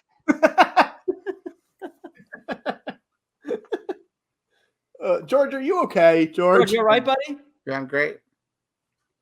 All I right. thought you I feel like we're 11 hours in and we might be losing you a little bit. No, I'm How many fine. more hours do you got to go? Probably 6. I have guests scheduled at least 3.5 more hours. Wow. I'm so proud of you guys. Honestly, you're heroes. You're my gosh darn heroes. You're good at it. Well, We're trying. We are at, what are we at? We're at $5,505 right now. It's for a great cause. It's for a great cause. Yeah. Let's think of what can we do to get them quick money right now? Because we haven't asked for money. Well, Yes, where- let's where get we the at money-wise? spreadsheet. Let's Where we look at? at the stretch goals. PJ, we try to throw stretch goals on to incentivize donations, either things we can do on the show or things we can offer to people who donate over a certain amount. Yeah. All right. Well, we still haven't placed on here that I'm gonna perform the. Oh wait, no, we have it. It's 6,000. Yeah. So we're only 500 away from me recreating that. You know what? Let's move up to 6,250. It took too long. Now we're gonna penalize people for taking too long. Okay. Yeah. And it's just gonna. The faster people donate to that part, they got to catch up with it. It's like the. I think we need this 6,000 one. What is something we could say we would get in the next couple minutes for 6,000? Because I don't want to keep you here all night, PJ. Well, you know what you should do? Well, just tell me quickly, give me one fast, heartfelt story from Wings of Hope. Give me one quick story. Okay. All right. This is how we'll get money. People have to donate if we're getting one. There we go, Watto. Wearing your Melania jacket. That's perfect. Think about it. You're going to get more parts that way. Yeah. Yes. How about this? The irony of that is we really do care. And And- Wings of Hope is the greatest organization because here's a story from PC. Oh, you want me to give the story? Yeah. I don't want to give a story. I thought GL was going to give the story. Nope. Oh, so Time I now needed- if you don't want to give a story for charity, huh? Suddenly you're bogarting all these stories. Okay, you want to? What kind of story do you want, PJ? I Inspiration. want to know. I want to hear a story that they picked someone up because this was wrong, and they helped them do this. Oh, a Wings of Hope story? Yeah, that's Yeah. what. Are we giving money to Wings of Hope? Yeah, we are. Yeah. Yeah. Okay, Let me all right. find- Sure. Let me find a story. Hang Just on. one keep it second. on point. Just Also, keep it on PJ, point. I'd like to apologize for something Patrick said a few minutes ago. He said, I think he thought he was being nice. Hold on. Yeah, Black's even here. How do I do it? Yeah, he I'm can't. here, buddy. I'm here. Yeah, hold on. So, hold on. So, hold on. So, is that right? Yeah. That's right. So, Yeah. I'm thinking here now. So, Patrick said, I don't want to keep you here all night, PJ. I do want to keep you here all night because I like it. I wish we could. I wish you would invite me into. I think he was your, being in his defense. In his defense, courteous. PJ, I think he was being courteous. Like Yeah. we don't want to keep you longer than you want to be here. Or I mean, it's also a way to be like, maybe we should wrap you up. It's time to. I know. Well, Well, yeah, you know a boo. wait when a you see second. one. You can I feel know how when you feel a they go. boot We don't pushed want to on keep you. you here too long. Get the fuck out of here. PJ, We don't want to tell you a story about Wings of Hope. I'll say this. he loves it. Wait, hold on 1 second. I need to warn my friend PJ about something. Yeah, take me and Patrick off. PJ. Yeah. Patrick loves to give people the boot. He is like the Sandman to our showtime at the Apollo. You have to be on guard because there's nothing he likes more than kicking guests off the show. So Great. get your dukes up. Thank Get you. ready Great. to fight off that boot. Okay, everyone come back in here.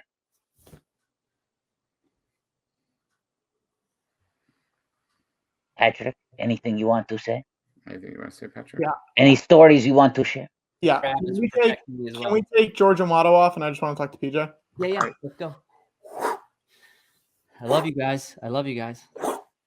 Jorge, Okay. Here we go. PC. PJ, I'm going to read to you. Yeah. And this, listen, I want to be clear. Because I'm reading to you this, I want people to donate so much freaking money. Okay? This But is your you gotta time. bring the noise though. Really lean in. Really bring it. I don't want you just to read it. I want it from the heart. I want to see why you really just put in 11 hours thus far. Here we go. Pause. Bring it. This is just some of the recognition that Wings of Hope have gotten over the years. Okay? Wings of Hope is proud to have been recognized by several organizations over the years, from local organizations. Wait, can I stop you? Can I stop you? Yeah, sure. So sorry. Because I fundraise a lot to help people. That's true. Can you? Is there a story about a kid or a mom or a thing? He had this wrong with him, and he got on a plane, and now he's an Olympian. Is there something like that? I mean, listen, I'm scrolling through the website right now. I'm trying to find something. That's going to be the money. Hold it. We don't care that blah blah blah loves Wings of Hope or Okay. Timmy. Okay. Here we go. Here we go. We help You tell me. I'm going to bring up the website, and you're going to tell me what to click until we find something. I'm going to bring up the website with you. Okay. Wait, no, here, scroll through. There's got to be a story. I mean, about isn't there a story? Giving young ambassadors, event calendar, Soaring to STEM. Let's see if Soaring to STEM's got something. I think STEM is a learning system for people. Oh, here we go. Here's something. Yes. Service for the good of others, or just thinking about helping others, gives me an overwhelming feeling of gratitude. Thinking about the things Wings of Hope does makes me want to cry from how powerful it is and how it's helped so many people. If I ever get my pilot's license, I would like to do something like this. So that's someone who's learning via the teachings of That's a Wings good of Hope. story. Yeah, so she can help other people. Okay, Yeah. there we go. We're getting there. Let's see. U.S. medical transport. Look at this. They've got 16 volunteer pilots right now, and $530 is the average cost of fuel, which means we've gotten like 10 flights taken care of, which is great. To over 200 patients served in 2019. Look at all this stuff. See? Oh, here we go. Here. Oh, here they are. There we go. See that kid? What's that kid's story? Mason. We fly Mason to St. Louis Children's Hospital for treatment of a difficult and regressive case of clubfoot. Mason is on his way to walking brace-free, and when he grows up, he wants to fly for Wings of Hope. All of this has been so overwhelming to us, and your help has been so great. I don't know if I could survive without your help. Mason's mom, Carla. Let's talk about Grayson. Grace was born with one leg shorter than the other. We fly her from central Kansas to St. Louis Shriners for bone lengthening. Grayson has spent 4 hours a day doing physical therapy. Her mom, Tracy, says she couldn't imagine driving 16 hours driving to the routine every 2 weeks. When asked what Wings of Hope means to her, Tracy says there are no words. Matthew was 28, serving his community as a police officer in his country in the National Guard when cancer turned his life upside down.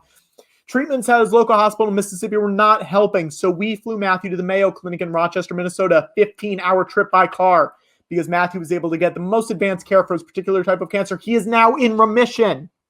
We give and you help others, which is what we've always tried to do, and is give and help others, says Matthew's mom, Kim. But you don't know when it's going to be you that needs the help, and we are so grateful for you reaching out to us in our time of need.